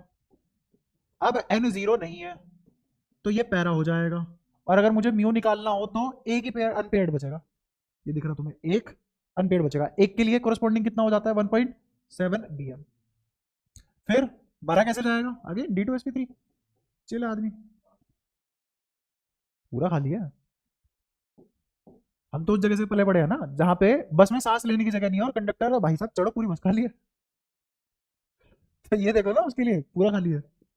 खैर अच्छा ये इस पे कितना चार्ज होता है, ये 3 माइनस बाहर, अरे बाहर आएगा ये -3, गलत लिख दिया, सॉरी। कहाँ करूँगा पश्चाताप, यहाँ तो नहीं करूँगा, देख मरने के बाद ही करूँगा। नहीं नहीं नहीं, वहाँ नहीं करता मैं पश्चाताप, नाले में पश्चाताप करने कोई शौक नहीं है। ही नहीं बना दी गई है, और जिनको मैं ये बात बोलता हूँ और जिनको बुरा लगता है ये बात बोलने पे, उन्होंने ही बना रखी है। उनको कर्म करने में शर्म नहीं आ रही है, कोई बोल दे रहा है शर्म आ जा रही है। क्या मेरे, तो मैं वहां भेजने के लिए ना रहा हूँ, नाले में गिरा जिसमें लाशें मिली थी दंगों में, जाना है? वो कहाँ, वो यमुना में जाता है, यमुना थोड़ी ना गंगा में जाती है। तो बस वहीं वहीं मरेगा, एक ही जगह पे, छोड़ दो उस जगह को, मतलब 50% भारत उधरता, बता पता नहीं कैसे वो भी, मैं मैथ नहीं समझ पाया वो, तू देख के आया। तो जैसे उन्होंने बताया कि 60-70 करोड़ आदमी चढ़ गया वहां, एक बात बता, क्या छोड़ रहने दे आदम, बहुत लंबी मैथ्स हो जाएगी क्योंकि मेरे को मैथ्स आती है ना। तो यहाँ पे कभी तेरी सेंटर टेंडेंसी मैं फेल करूं, और ग्राफ के नुकीले, यहाँ आ जा चुपचाप उससे पहले। ये -3 है, इस पे -6 आएगा क्योंकि एक पे होता है -2, तो 3 पे होगा -6, -6 से -3 तभी जाना पॉसिबल है जब कोबाल्ट +3 लिखवा है। और तुम्हें डायरेक्टली बताया कोबाल्ट +3 क्या लिखवाता है, 3D है, है? कोबाल्ट है 27 है वो, भाई साहब 2 S को देगा, उड़ा है 2 S के खाली करा है, हो गया S खाली, ठीक है। अब एक किस में से उड़ाएगा, D में से, बस भाई करा दी तब तो पता होना चाहिए, घर से करके लाने को बोला था, अब नहीं आ रही होगी सर हम। 3D6, अच्छा अब 3D6 मेरे को कॉन्फ़िगरेशन पता लग चुकी है। बगल में कौन बैठा है, स्ट्रॉन्ग वीक, ये स्ट्रॉन्ग फील्ड लिगेंड, अगर स्ट्रॉन्ग है तो क्या बनवा देगा इसको, हाँ तो पेयरिंग ही होगी, हाँ अगर पेयरिंग होगी तो डी खाली हो जाएगा, ईजी, ईजी खाली पड़ा होगा तो ये बना लेगा, शाबाश। और क्योंकि पेयरिंग प्रेफर कर रहा है और यहाँ पे इवन नंबर है, तो एन क्या होगा, तो म्यू क्या होगा, तो क्या बनेगा, एक्स्ट्रा इन्फॉर्मेशन अब मैं तुम्हें दे रहा हूँ, CFT, हाँ इसको दिया ही दिख रहा है, ऐसे हाथ पे लेकर खड़ा हो जा, कुछ भला हो जाएगा तेरा, कोई तो हाँ बोल देगा है। आओ पानी पे 0, +3 तो यहाँ भी +3, आदमी 3D6, week ligand strong ligand, पानी वीक होता है बट CO3+ के साथ दिक्कत है उसको, तो अब because it is with CO3+, उम्मीद करता हूं बातें याद आई होंगी, स्ट्रॉन्ग फील्ड लिगेंड, तो D2 sp3 भरवा देगा और बाकी सब बराबर रहेगा। क्लियर, इस पे आ जाओ, 0 Fe+2 लिखवाना है, अब S में से 2 उड़ा दिया तो 3D6 बचा, शाबाश। ये स्ट्रॉन्ग के वीक, वीक है तो पेयरिंग हटवा के जंप करवा देगा, जंप करवाएगा तो वैकेंट नहीं बचेगा, तो sp3D2 आ जाएगा। शेप में किसी के लिए लिख रहा है क्योंकि सारी शेप ऑक्टाहेड्रल है, sp3d2, sp3d2 बोले तो आगे की चीजें बता दो, कहां बचेंगे, अरे 3d6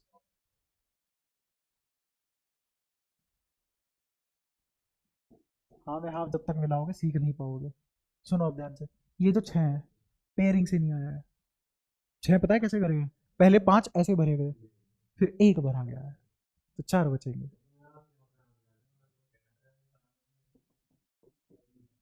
अगर 4 है तो म्यू कितना, तो क्या बना, 4.8 नहीं 4.9।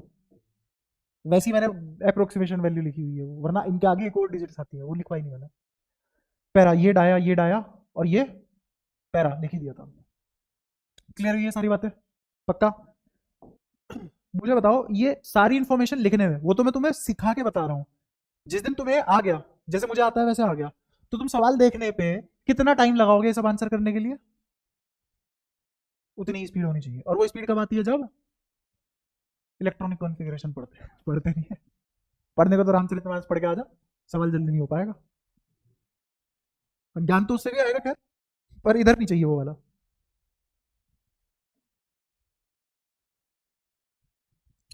कहाँ तक लिख रहा हूँ, FES26 ठीक है।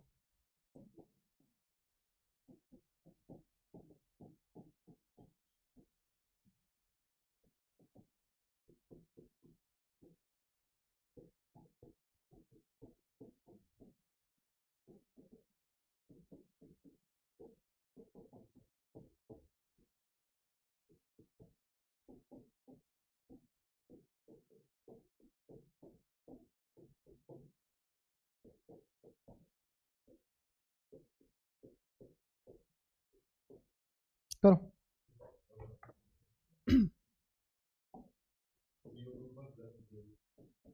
देखो ये तो 0 है, अरे 6 कहाँ चढ़ा दिया मैंने।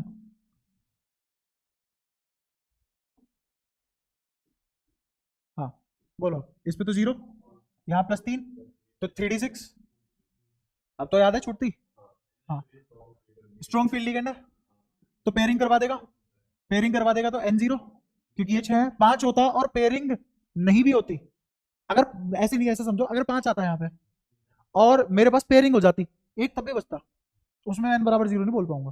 ठीक है, n बराबर 0 यहाँ तो हुआ, लेकिन म्यू भी 0 हुआ, क्या बना, डाया। और कुछ रह गया क्या बताया बिना, सबसे मेन चीज हाइब्रिडाइजेशन, D2sp3, क्योंकि स्ट्रॉन्ग फील्ड लिगेंड बैठा हुआ है। ठीक है, मुझे कोई एक्स्ट्रा इन्फॉर्मेशन की जरूरत नहीं है, जादू देख रहे हो, उल्टा मैं दे रहा हूँ तुम्हें एक्स्ट्रा इन्फॉर्मेशन। बताओ क्या चाहिए इसके बारे में, इसका बताओ। ये 0 +2 ZL+2 मुझे पता है, 3D10 आदि, इसका तो तुम जिंदगी में कुछ नहीं कर सकते, स्ट्रॉन्ग फील्ड लिगेंड है। अब बताओ क्या करोगे, स्ट्रॉन्ग फील्ड लिगेंड है, अब बताओ।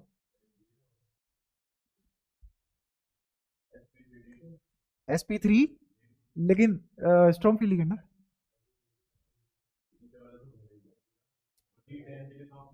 हाँ D10 के लिए किसी की नहीं चलती भाई साहब, ये sp3d2 होगा। स्ट्रॉन्ग फील्ड लिगेंड क्या प्रेफर करता है, D2sp3 भरवाता है, खाली हो तब ना, इलेक्ट्रॉन गायब नहीं करने। इलेक्ट्रॉन, इलेक्ट्रॉन की अरेंजमेंट बदल सकते हो, अगवा नहीं कर सकते। चाहते भी नहीं हो, टेंशन मत ले। पहली बार देखा है कि ऐसा, भाई ऐसा भी कोई गांव है जहां फसल कटने के बजाय आदमी कट रहे हैं, खेती नाम की चीज ही नहीं है। हाँ बताओ, Cl -6 है, -6 से -4 तभी क्या होगा जब +2, तो ये तो 3D8 का आदमी है, तुरंत पता है मुझे 3D8, क्योंकि 8 वाले को तो प्रेफरेंस दी हुई है, क्योंकि काम आएगा 8 वाला, इंपॉर्टेंट है। अच्छा अगर 3D8 है, बगल में कौन बैठा है, strong week, week field ligand, तो ये क्या करवा देगा, sp3d2 भरवा देगा, पेयरिंग नहीं करवाएगा। तो जब पेयरिंग नहीं करवाएगा, 8 कैसे भरोगे, पहले 5, फिर उसके बाद 3 वैसे भरोगे, 2 बच जाएंगे, तो n क्या बचेगा यहाँ, 2, तो म्यू क्या आ जाएगा 2.8। और क्या बनेगा ये, डाया की पैरा, डन। इस पे आ जाओ, -4 वही, फिर -6 से -4 कूदा तो ये +2 रहा होगा। मैंगनीज में क्या होता है, 25 होता है, 2 एस के पास है और 5 डी के पास है। तुम्हें 2 उड़ाने थे, किसके उड़ाओगे, एस के, तो क्या बचा 3d5। बगल में कौन है, पेयरिंग करवा पाएगा नहीं, अब देखना मजा आएगा, क्या बनेगा ये sp3d2 या d2sp3, सोच लो। ठीक है, sp3d2 बनने के बाद n बताओगे तनिक कितना होगा इधर, 5 का 5, तो n बराबर 5, तो म्यू बराबर 0.8। गजब का पैरा। ठीक है, इधर देख लो। अगेन ये क्या है, -6 से -3 गया तो ये +3। डब्ल्यू क्या है, हाँ, सीओ के नीचे एमओ के नीचे डब्ल्यू, मतलब टंगस्टन, सॉरी सीआर, हाँ क्रोमियम, क्रोमियम। और Cr+3 में क्या दे देता है मुझे, D3, याद आया। तो ये भी क्या देगा, D3, बट वो था 3D3, 3D3, और ये क्या होगा 5D3। तो इसकी कॉन्फ़िगरेशन लिखी गई 5D3। तेरे को नहीं आई समझ, पक्का नहीं आई तो ये तो याद करने वाली बात है अब। अच्छा, इसको, इसके बगल में कौन बैठा है, स्ट्रॉन्ग या वीक, वीक फील्ड लिगेंड बैठा हुआ है। अगर वीक बैठा हुआ है तो क्या करवा देगा, इसकी नॉन पेयरिंग, जंप करवा देगा। तो अब पेयरिंग नहीं है, पेयरिंग नहीं है तो कैसे भरे जाएंगे, शाबाश D2। बट अगर मैग्नेटिज्म निकालना हो तो अब अनपेयर्ड इलेक्ट्रॉन 3 है, क्योंकि पेयरिंग नहीं होने दी। अगर पेयरिंग करवा देता, पेयरिंग इफेक्ट आता, तो N1 हो जाता।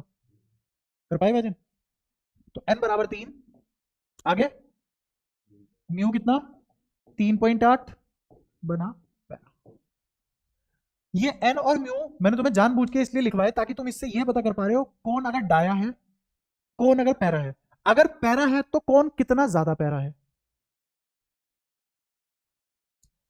मेरे को सीएफटी सिर्फ इतनी सी बात निकाल के नहीं बताती कि ये डाया पैरा है, मुझे एग्जैक्टली ये भी बताती है कौन अच्छा पैरा है कौन खराब पैरा है। इसमें से बताओगे सबसे स्ट्रॉन्ग पैरा कहाँ लिखा हुआ है, आई बात समझ,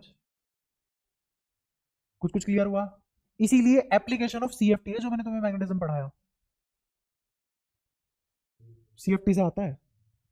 अरे एप्लीकेशन ऑफ मैग्नेटिज्म, जिसमें म्यू निकाल निकाल के बताया मैंने तुम्हें।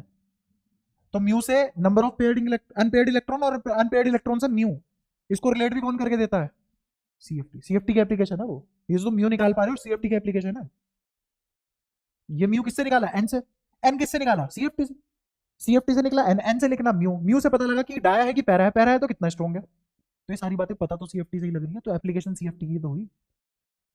तो इसके बाद मुझे ये चीज पढ़ानी थी तुम्हें, क्लियर है। बट ये पहले इसलिए पढ़ा दिया ताकि तुम्हें अगर कोई मैग्नेटिज्म नंबर दे दे तो तुम नंबर ऑफ अनपेयर्ड इलेक्ट्रॉन तुरंत निकाल लो पीछे जाके। ज्यादा कोई दिक्कत। अब एक बढ़िया सवाल दे दूं, एक अच्छा सवाल भी बनता है अगर हमने चीज अच्छे से करी है तो।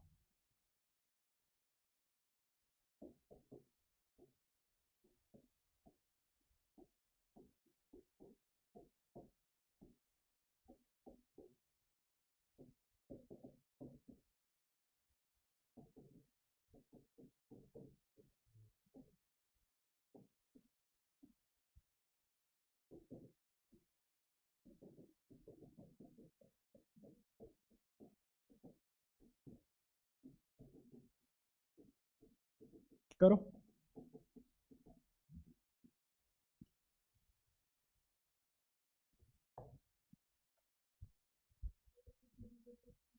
हाँ T2 जगह पर 6 लिखा हुआ है।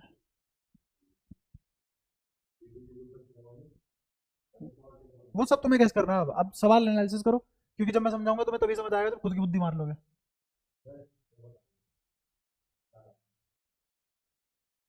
ठीक है, मुझे क्या पता अभी,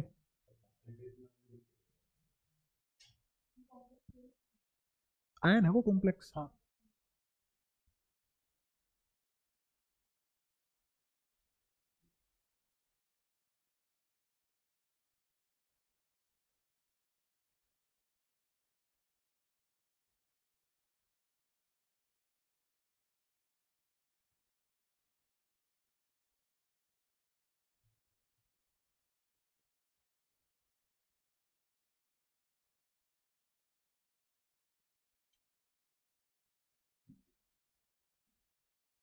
देखा,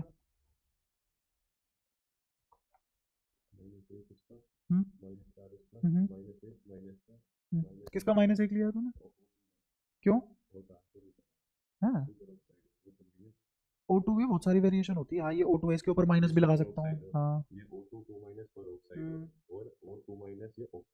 हम्म, तो 3 वेरिएशन है ना इसकी, तुझे कैसे पता मैंने ये वाला दिया है। अब O2 पे ही हम -1 भी आ सकता है, -2 भी आ सकता है, ये सब आ सकता है। मैं बता देता हूँ तुमको। आप T2 की 6 बोल रहे हो, हाँ 6 तो तब होगा जब वो 2 निकलेगा। कौन 2 निकलेगा? एपी में से 3D6 4 हाँ S2 हाँ मतलब T2 में 6 आएंगे। हाँ 6 आ रहे हैं तो 3 3 तो पूरे डी खाली पड़ा 6 पूरा। पेड हो गए। हाँ और उस हिसाब से भी देखें तो तब ये वाले बनेंगे। अब आया समझ, अब मान लूंगा मैं तेरी बात की है मायने से, बिना एक्सप्लेनेशन के कैसे मान लूंगा? नाम मैं बता देता हूँ। अनाज है। लिख ले नाम का, तो नाम में मैं कंसर्न हूँ भी नहीं। तो मुझे ये बता तेरा डाया पैरा आया, ठीक है, क्या क्या आया?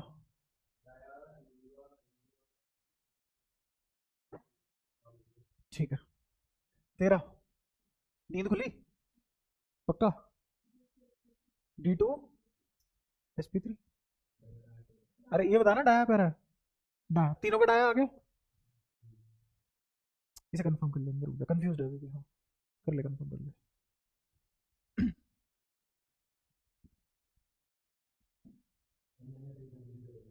हम्म, पैरा कैसे?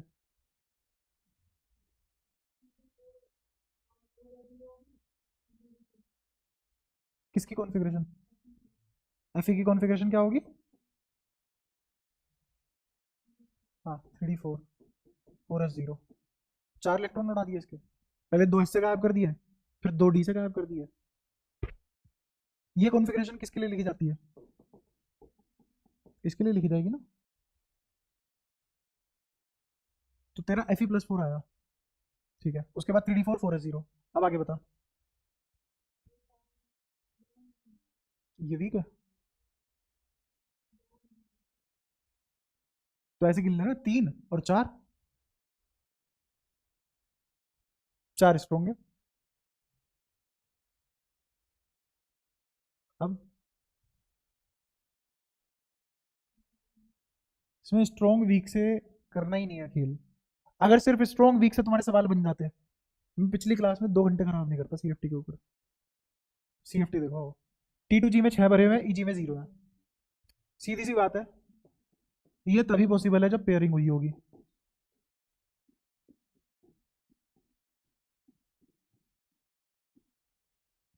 ये तभी पॉसिबल है जब, तभी तो T2G में 6 है।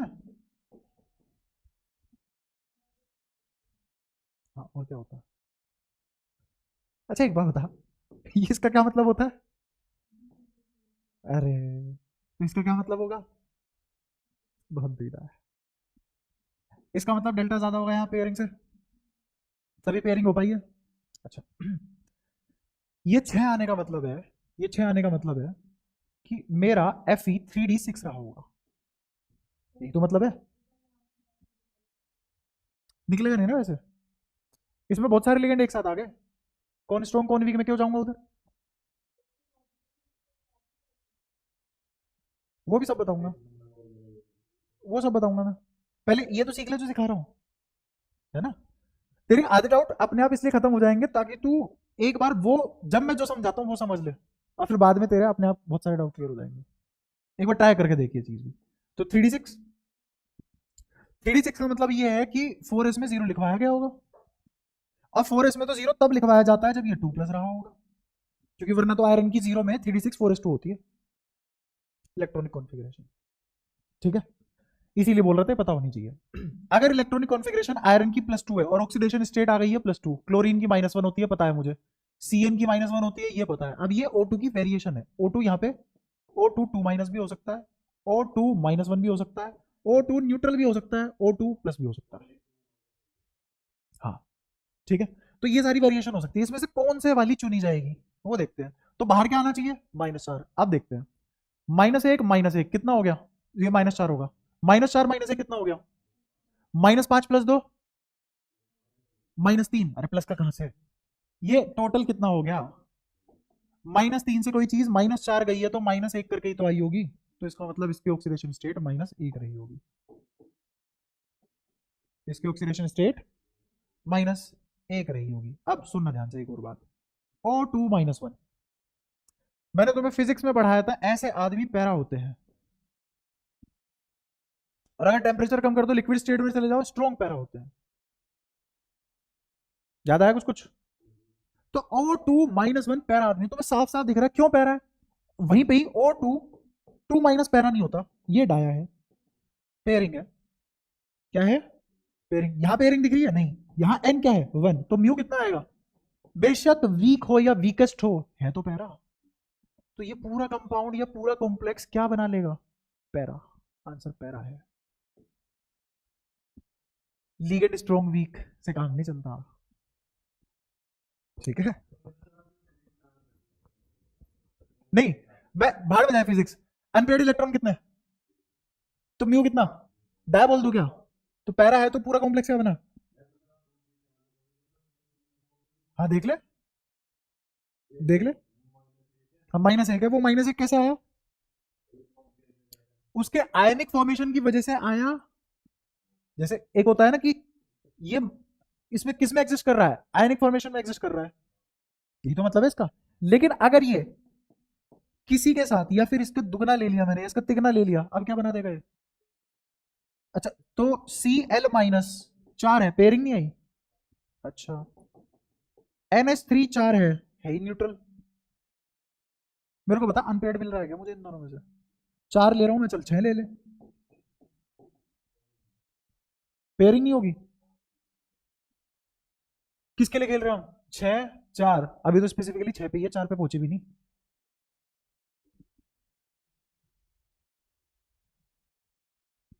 बोलो अब, कोई परेशानी, तो कैसा मैग्नेटिज्म है इसका।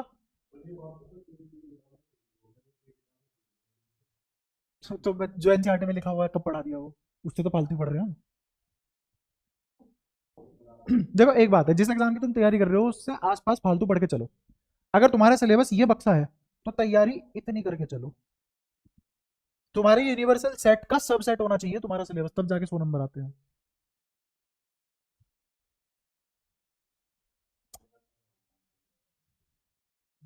नहीं भाई मेरी गरीबी है, मानता नहीं। अच्छा भाई पीएससी लिख लेते हैं। क्लोरीन है, और फिर साइनाइड है, और फिर ऑक्सीजन। तो सबसे पहले अल्फाबेटिकल ऑर्डर में कौन आएगा, क्लोराइडो। फिर उसके बाद टेट्रा,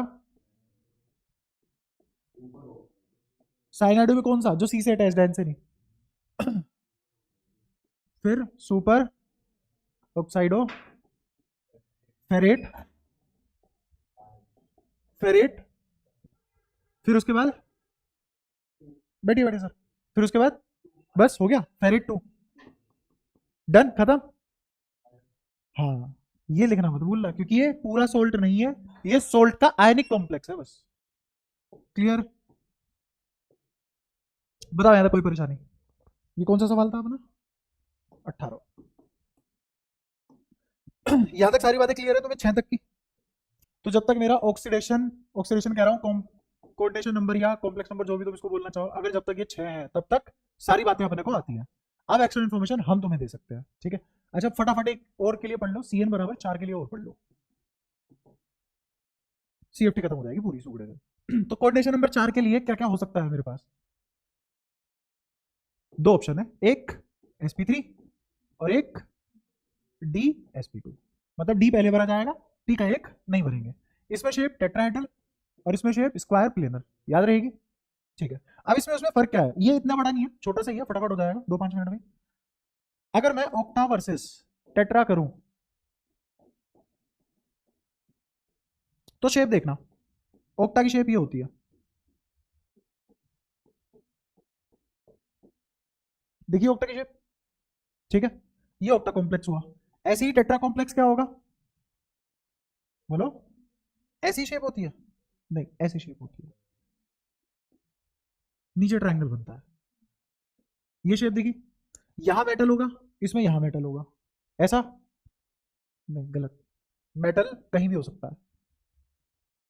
अब सुनना ध्यान से, यहां पे जब मेरा लिगेंड अप्रोच करेगा तो वो सिमेट्री के अबाउट ही अप्रोच करेगा, यहां पे सेंटर ऑफ सिमेट्री होती है, सेंटर ऑफ सिमेट्री होती है। सेंटर ऑफ सिमेट्री जैसे अगर मैं इसका 2D डायग्राम बनाऊं तो तुम ऐसे बना सकते हो, ये सब गोले क्या है, लिगेंड्स, और सबके बीच में एंगल बराबर है आपस में, सबके बीच में एंगल बराबर है आपस में। अगर ऐसा हुआ तो तुम्हें नहीं दिख रहा इसका, इसको ये बैलेंस कर रहा है, इसको ये बैलेंस कर रहा है, इसको ये बैलेंस कर रहा है, तो सारी की सारी centre of symmetry metal ion के पास है। यहां है क्या वैसा? यहां पे जब मेरा लिगेंड अप्रोच कर रहा था तो कहीं से भी किसी भी डायरेक्शन से अप्रोच कर ले वो एक्सिस पे आके ही पटका जाएगा, इसलिए हमने पढ़ा था लिगेंड अप्रोचेस टू एक्सिस, और फर्क किस पे पड़ा था? ईजी पे। ईजी की एनर्जी इंक्रीज हो गई थी, स्प्लिट हो गया था ईजी और T2G, और ईजी और T2G बढ़िया एनर्जी के साथ स्प्लिट हुए, और जी यहां पे स्टैंड करता है जेरेड। जेरेड वर्ड तब यूज करते हैं जब मेरी सेंटर ऑफ सिमेट्री हो, अगर सेंटर ऑफ सिमेट्री नहीं है तो वर्ड जेरेड यूज नहीं होता, याद रहेगी ये बात। इधर आ जाओ, इधर क्या गारंटी है वो एक्सिस के अलोंग अप्रोच करे? यहाँ पे अप्रोच किसकी थी? लिगेंड की अप्रोच थी, अप्रोचेस अलोंग एक्सिस, तो फर्क किस पे पड़ा था? ईजी, मतलब कौन कौन से? X square minus y square और एक जेड स्क्वायर। यहां बताओ किस पे फर्क पड़ना चाहिए? यहां कभी भी एक्सिस पे अप्रोच नहीं कर पाएगा, बहुत जगह है, और एंगल भी फिक्स नहीं है किस एंगल पे अप्रोच करेगा, तो बिटवीन एक्सिस कहीं भी अप्रोच कर सकता है, बिटवीन एक्सिस कहीं भी अप्रोच कर सकता है, एंगल कुछ भी हो सकता है। तो अगर मान लो मेरा लिगेंड यहां से आया तो थोड़ा सा इस पे रिपल्शन मारेगा, थोड़ा सा इस पे रिपल्शन मारेगा, तो इसके फील्ड को उतना स्प्लिट नहीं कर पाएगा, एक्सिस पे बढ़िया स्प्लिट कर रहा था, ये तो पता होगा ना। आर दूरी बिटवीन दो लोन पेयर जितनी कम होती है उतनी ही स्प्लिटिंग एनर्जी ज्यादा हो जाएगी, अगर वो स्प्लिटिंग एनर्जी ज्यादा हो जाती है तो इसका मतलब मेरा Eg और T2G के बीच का गैप बढ़ जाएगा, तो पेयरिंग ही प्रेफर करेगा, जंपिंग नहीं हो पाएगी। मुद्दा क्लियर है इतना? यहां जाओ, यहां पे यहां से आया, पहली बात तो एक्सिस के लोग अप्रोच ही नहीं कर रहा, तो अब कौन नहीं मारा जाएगा, कौन जिंदा बच जाएगा? Eg जिंदा बच जाएगा। अब Eg नीचे बनेगा यहां, और Eg भी क्यों लिखूं मैं? Eg क्यों लिखूं? E लिखूंगा, रीजन बताओ ई क्यों लिखूंगा? गुरांग रीजन बताएं ई क्यों लिखूंगा? हाँ हाँ हाँ जल्दी बोल, सेंटर ऑफ सिमेट्री नहीं है तो जी मिसिंग है, ठीक है। ये थे मेरे डीजेनरेंट ऑर्बिटल्स बन गए, इसमें से ये कौन होंगे? X square minus y square और जेड स्क्वायर। इस बार कौन ज्यादा हर्ट होंगे? जो एक्सिस के बीच में लाया करते हैं, तो एक्स वाई वाई जेड और जेड एक्स इस बार पहले जाएंगे, और इनको बोला जाएगा T2, जी नहीं बोलेंगे। और ऑब्वियसली जब ये किसी एंगल पे है, इसको थोड़ी सी रिपल्शन मारी, स्प्लिट फील्ड उतना नहीं बना, क्रिस्टल ने फील्ड को उतना नहीं काटा क्योंकि आर छोटा था, r is gap between lone pair, किस किस के? मेटल और लिगेंड, या फिर वैकेंट डी ऑर्बिटल और लिगेंड के बीच का गैप इज आर, आर छोटा है तो स्प्लिटिंग एनर्जी ज्यादा होगी, यहाँ बढ़ ही नहीं पाया, आर घट ही नहीं पाया, बढ़ नहीं पाया, नहीं घट नहीं पाया। अच्छा, तो मेरे को बताओ एनर्जी इसकी ज्यादा होगी, और ये क्या लिखा जाएगा? डेल्टा नोट नहीं, इस बार लिखेंगे इसको डेल्टा टी, क्यों? क्योंकि इस बार टेट्राहेड्रल है, ओ मतलब ऑक्टाहेड्रल, टी मतलब टेट्राहेड्रल, और यहां पे डेल्टा टी हमेशा ही कम रहेगा पी से, ऑलवेज। कब? ऑलवेज। 3D 45D ना, ऑलवेज। कंपैरिजन पता लग गया दोनों का? अच्छा, पिछली बार हमारा ये होता है, ये था बेरी सेंटर, इस पे तो जीरो होता है, ऊपर कितना गया होगा? 3 ऑर्बिटल है, बैलेंस रखनी है एनर्जी, ऊपर कितना गया होगा? प्लस 0.4 डेल्टा टी, और नीचे कितना गया होगा? Minus 0.6 delta T. देख लो, 2 इंटू 0.6 और 3 इंटू 0.4, एक आ रहा है प्लस का 0.2, एक आ रहा है माइनस का 0.2, कैंसिल आउट, खत्म, आगे वेरी सेंटर। ये सारी बातें क्लियर हुई? अगर मेरा ये हमेशा ही रहने वाला है तो यहाँ पे फिर पेयरिंग का कॉन्सेप्ट ही क्यों करें हम? हमेशा जंप करेगा तो never pairs, never pair on it's, खुद से कोई पेयरिंग कभी भी नहीं होगी। तो यहां पे मेरा जो एनर्जी याद है, split crystal field split energy याद है, यह स्टेबलाइजिंग एनर्जी, उसमें एक टर्म आती थी एनपी, क्या यह अब हमेशा जीरो हो गई? तो इसका मतलब यहां पे पी का कॉन्सेप्ट ही नहीं है, नो सच कॉन्सेप्ट। कितना आसान, ये बातें क्लियर हुई? अगर तुम्हें ये बात क्लियर हो जाती है, पहले दिखाने के दांत फिर करने के दांत, है ना। दिखाने वाले दांत क्या है कि अब मुझे पता करना है कि भाई मैं कैसे लिखूं कंपाउंड का, कौन सी हाइब्रिडाइजेशन लिखूं, दो ऑप्शन है हाइब्रिडाइजेशन लिखने के, कौन कौन से? हाँ, स्ट्रॉन्ग और वीक लिगेंड वही वाली कॉपी होंगे, है ना। तो फटाफट देखो, कुछ कुछ बातें लिखता हूं मैं। पहला, अगर मेरे पास वीक फील्ड लिगेंड है या बल्कि लिगेंड है, वीक फील्ड या बल्कि लिगेंड है, बल्कि मतलब PPH3, ये स्ट्रॉन्ग है बट बल्कि है। कोऑर्डिनेशन नंबर 4, बल्कि नहीं झेल पाएगा, क्यों नहीं झेल पाएगा? वेकेंट ऑर्बिटल ही नहीं है उतने, बात समझ आई? और शेप भी देख लो ना उसकी, ये है। ये आदमी तो कर लेगा साइट पे, बहुत सारी साइट पे अटैक करवा सकता है, उसके पास साइट ही कम है। ये क्लियर कि यहाँ पे बल्कि क्यों लिखा गया, तो इसको बल्कि से भी दिक्कत है, एक नया वर्ड बल्कि, इससे दिक्कत है। अच्छा वहां पे नहीं थी दिक्कत, क्यों? क्योंकि उसके बच्चे हैं साइट थी। ठीक है, अगर कभी भी ऐसे लिगेंड दिख जाए तुम्हें, अगर कभी भी ऐसे लिगेंड दिख जाए, तो ये हमेशा प्रेफर करेगा sp3, ये हमेशा प्रेफर करेगा। जो भी मैं लिख रहा हूँ जनरली लिख रहा हूँ, जनरली का मतलब लेखक का क्या तात्पर्य है जनरली से, नॉट ऑलवेज। ठीक है, तो ये बात क्या हमेशा सच होगी? नहीं, हमेशा सच नहीं होगी, अभी तो लिखा जनरली है, नॉट ऑलवेज। अच्छा ये पहली बात। दूसरी बात, अगर मेरे पास कभी भी D0, D5, D10 जैसी कॉन्फ़िगरेशन आई, तो भी ये लो पक्के sp3। ठीक है, अगेन मैंने किसके लिए लिखा है? जनरली, नॉट ऑलवेज, लेकिन D10 के लिए ऑलवेज। इसका रीजन तुम जानते हो, D10 अगर आ गया तो दुनिया में उसके पास कभी कोई जगह बची ही नहीं सकती, अगले वाले पे जाओ चुपचाप। ठीक है, तो अगले वाले पे तो तभी होगा ना जब sp3 पहले भरो, तो sp3 तुम्हें हमेशा वेकेंट मिलेगा, हमेशा वेकेंट। तीसरा, जैसे SC हो गया, TI हो गया, V, CR, यहां तक अगर तुम इनको ऑक्साइड के साथ जोड़ दो, किसके साथ? इसके साथ जोड़ दो, यहां पे इसका नाम क्या होगा? ऑक्साइडो। अगर तुम इनको ऑक्साइडो के साथ अटैच करो, तो ये हमेशा sp3 बनाएंगे। जैसे example, CrO4 2 minus, MnO4 2 minus, पर मैग्नेट आयन, क्रोमेट आयन, याद है सब? FeO4 2 माइनस, बोलो क्या नाम होगा इसका? Ferrate ion. इसके बारे में हम पढ़ चुके हैं, कलर वगैरह, यहाँ पे कलर अच्छे से बताऊंगा। और एक तो डी ट्रांजिशन है और एक इलेक्ट्रॉन भी है ना, तो वो सब डिटेल में बताऊंगा, लेकिन अभी इतना कर लो वही बहुत है। अच्छा ये हो गया, फिर एक और पॉइंट क्या जोड़ सकते हैं इसमें, इससे आगे कौन कौन आता है? आयरन से आगे शुरू हो जाएगा अपना कोबाल्ट, निकल, कॉपर, जिंक। अगर इनको हेलाइड के साथ मिला दूं, किसके साथ? हेलाइड के साथ मिला दूं, तो भी sp3 आएगा। अगेन ये सारी बातें कैसी हैं? जनरली। अगर मेरा D8 कॉन्फ़िगरेशन है, D8 में तुम सारे आदमी जानते हो कौन कौन है, एक बार बोल के बता दो फटाफट। सबसे पहले CO से स्टार्ट कर, CO+1, फिर निकल, नहीं पहले CO वाले सारे लिखवा देना। +1 के साथ कौन कौन सी फैमिली आएगी? CO, RH, IR, D8 देंगे। फिर उसके बाद +2 में PD, PT, NI, ये +2 के साथ D8 देंगे, और AU, AG +3 के साथ D8 देंगे, याद है सब? ठीक है, तो D8 के हिसाब से कंपेयर करेंगे, D8 और समटाइम्स D9, D7, कभी कभी D9, D7 को भी लपेट लेते हैं। अगर D8 के साथ स्ट्रॉन्ग फील्ड लिगेंड है, सुनते रहना, D8 के साथ अगर स्ट्रॉन्ग फील्ड लिगेंड है, तो ये हमेशा ही DsP2 के पास जाएगा। अगेन ये सारी बात कैसी है? ये हमेशा ट्रू होगी? नहीं, कब है? जनरली। अब मैं इनमें से कुछ नहीं लगाऊंगा, ये थे तुम्हारी थ्योरेटिकल दांत। अगर स्कूल में आ जाए तुम्हें क्या लिखना है, ये लिखना है। अब मैं बताऊंगा सवाल सेकंड से पहले किससे होगा। सवाल इससे होगा तुम्हारा, सबसे पहले जाओ डी सीरीज के पास। डी किस में पड़ जाएगा? एक तो 4D और एक 5D। हमें पता है कि इन्होंने सारे घाट का पानी पिया हुआ है, ये अपरंपार है, ये हमेशा क्या बनाएंगे? DsP2। रीजन बताऊं या पता है ऑलरेडी?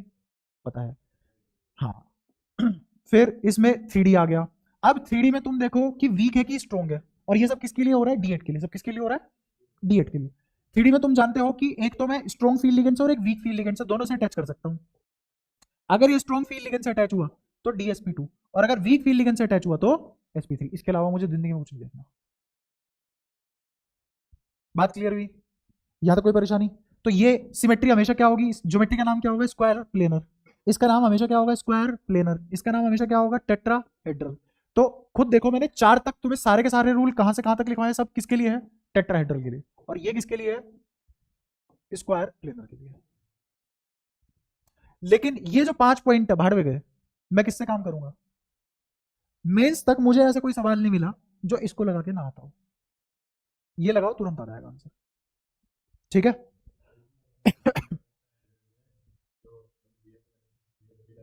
हाँ हाँ हाँ, नहीं इसमें ऐसी कोई बात नहीं है। इसमें बस तुम्हें क्या याद रखना है? ये चीज याद रखना है। अगर ये तुम याद रख पाए तो सवाल हो जाएंगे। अगेन इलेक्ट्रॉनिक कॉन्फ़िगरेशन तो आनी चाहिए, D8 की तुम्हें पता ही है। ठीक है, इसमें बताओ कोई भी दिक्कत तुम्हें? पक्की बात है। अच्छा अगेन मैं क्या क्या पता कर सकता हूँ अब? मैग्नेटिक प्रॉपर्टी, मैग्नेटिक प्रॉपर्टी और हाइब्रिडाइजेशन और शेप और मैग्नेटिज्म और मैग्नेटिक डायपोल मूवमेंट, ये सारी बातें मैं देखते ही बता सकता हूँ। टाइम लगना चाहिए इन बातों को बताने में। अगर ये 5 बातें कोई पूछ रहा कितना टाइम लगना चाहिए? 5 सेकंड। कितना बोला इसने? ऐसी इतने मिनट डाल दूंगा, इतना ठंडा हो जाएगा, 5 साल लगने लग जाएंगे फिर।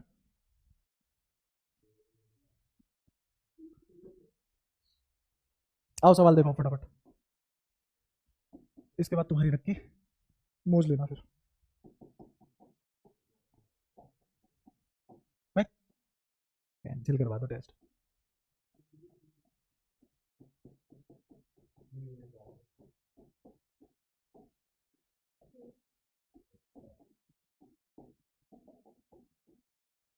डीएमजी मैंने चार्ट में लिखवाया, पर तुम्हें पता है डीएमजी कैसा? अरे वो बता लिगेंड कैसा है?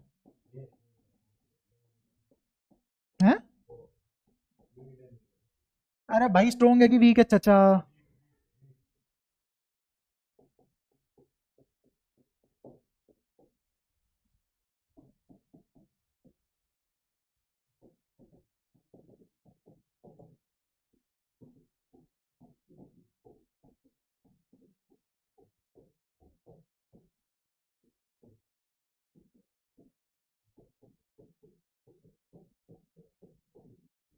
सब सुनाई दे रही है, जो तो प्लानिंग चल रही है ना मेरी। Sorry P lining.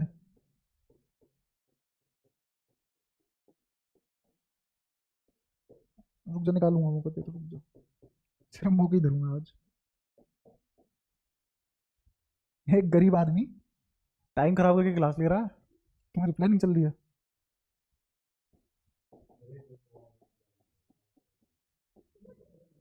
अगवा करके ठीक है, ट्यूशन में।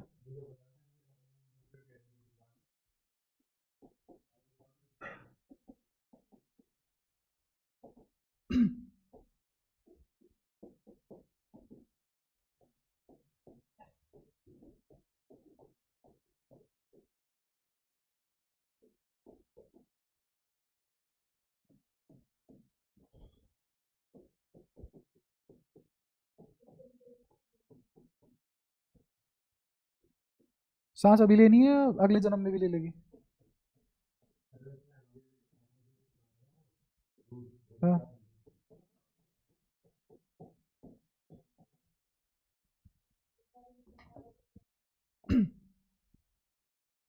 तुम्हें डर वर नहीं लगता क्या? ऐसे नहीं है कि जिंदगी जा सकती है हमारी, कुछ कोई खौफ नहीं है? ये देखो देखने में मत जाया करो, हंसते खेलता आदमी है, हंसते खेलते आदमी ऐसे चलते मार देते हैं, कोई शक भी नहीं करता। और कि नहीं यार, ये तो परेशान भी लग रहा है, इस पे कैसे लालचन लगा सकते हो? आ जाओ इधर, आ जाओ फटाफट। Coordination number 4। तो अब मेरा T2 ऊपर है, ईजे नीचे है। प्रेफरेंस पेयरिंग को दी जाएगी या जंपिंग को? या जंपिंग को? यहाँ पे जंपिंग झपाट, जंपिंग जंपिंग। ठीक है। स्ट्रॉन्ग या वीक? स्ट्रॉन्ग। Ni+2 होगा, ये जीरो जीरो होगा क्या? नहीं, -4। -4 से -2 तभी पहुंचा जा सकता है जब ये +2। Ni+2 तुम्हें रटा हुआ है, 3D8 का आदमी है। अच्छा 3D8 में बगल में कौन बैठा हुआ है? Strong field ligand. अगर स्ट्रॉन्ग फील्ड लिगेंड बैठा हुआ है तो बोलो बोलो बोलो। DsP2। शाबाश। और ज्योमेट्री स्क्वायर प्लेनर। अगर इस लहजे में चीजें भरी गई है, पेयरिंग को प्रेफरेंस नहीं दी गई है, तो कितने अनपेयर्ड इलेक्ट्रॉन होंगे? कैसे पता लगा? D8 है, भरो 1 2 3 4 5 भरे गए, फिर 6 7 8 स्पिन काटते हुए भरे गए, 2 बचे जिनकी स्पिन नहीं कटी है ना। क्यों? कैसे पता? हाँ हाँ। क्योंकि हमने जंपिंग करवा दी है, क्योंकि हमने जंपिंग करवा दी।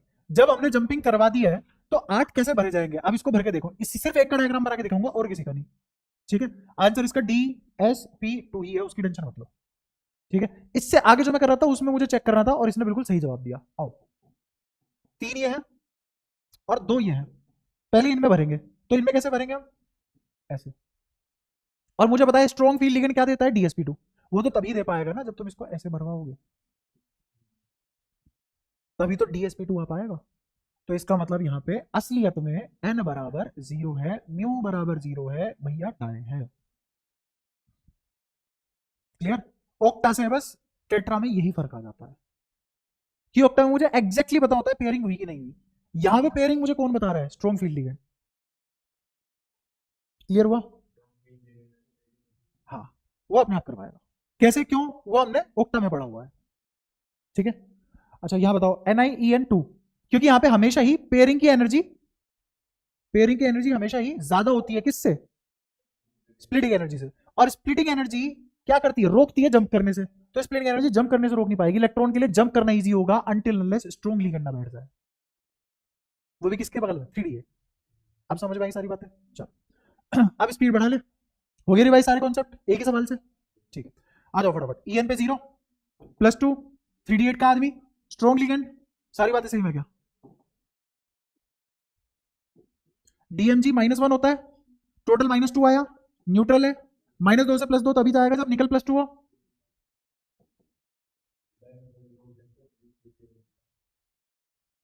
मैंने कितनी बार बताया DMG स्ट्रॉन्ग है, 1 बार 2 बार 3 बार।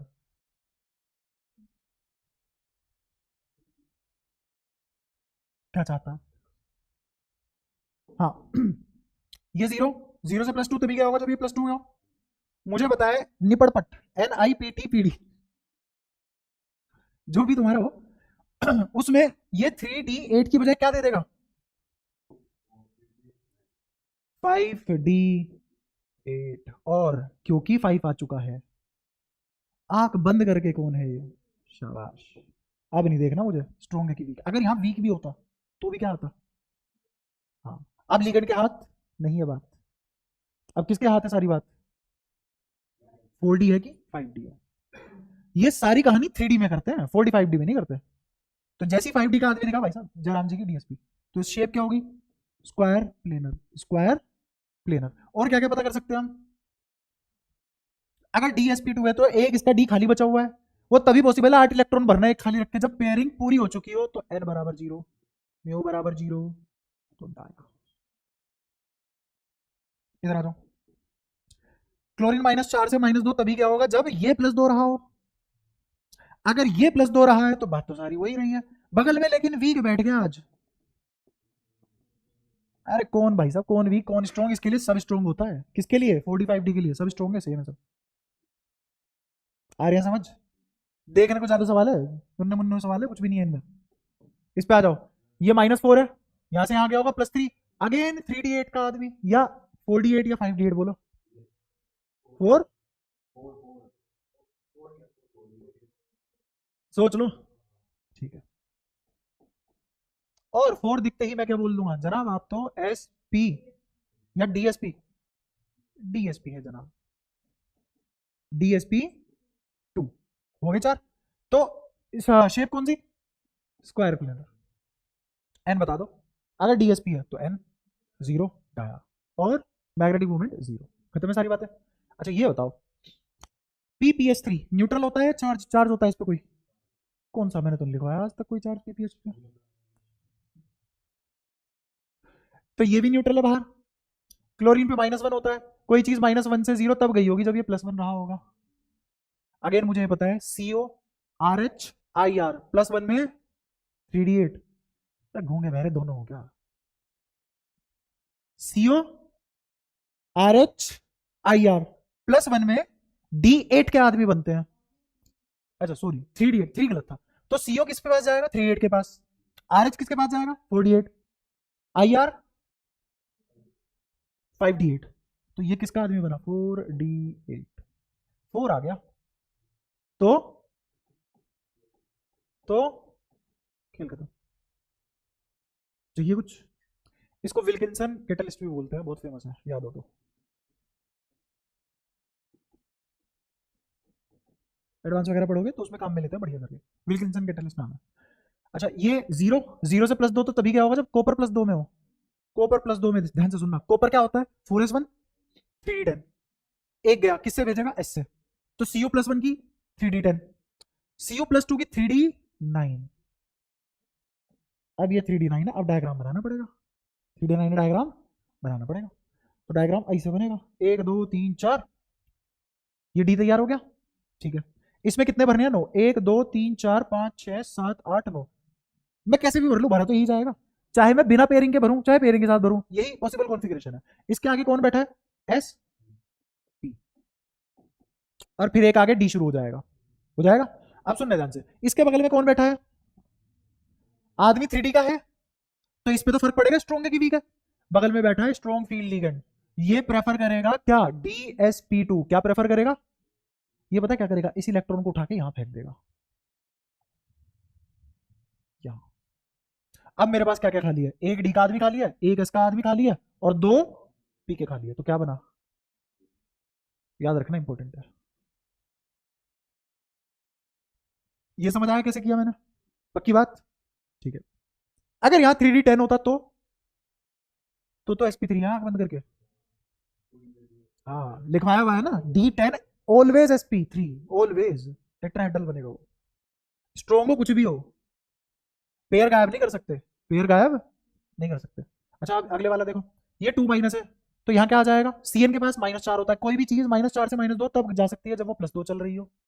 +2 बोले तो कॉपर +2 है अब, तो 3D9। अच्छा बगल में कौन है? स्ट्रॉन्ग की वीक।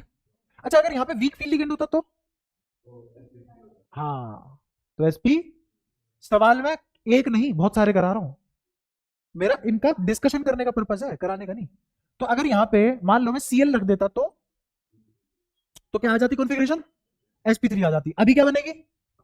DsP2। डन है? ऐसे ही ये बताओ CODMG2, DMG -1, ये न्यूट्रल है, तो 2 है तो -2, -2 से 0 आदमी तभी जा सकता है जब +2 हो, तो कोबाल्ट +2 की बात कर रहा है, और कोबाल्ट मतलब 27।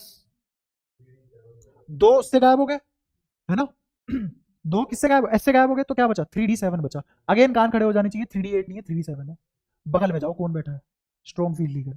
अगर स्ट्रॉन्ग फील्ड लिगेंड है तो क्या दे देगा? DsP2। इसका मतलब ये इसकी पेयरिंग करवा देगा। अब अनपेयर्ड इलेक्ट्रॉन कितने बचेंगे? एक। क्या बचेंगे? अगर एक अनपेयर्ड इलेक्ट्रॉन बचा तो म्यू 1.7, और क्या बनेगा ये?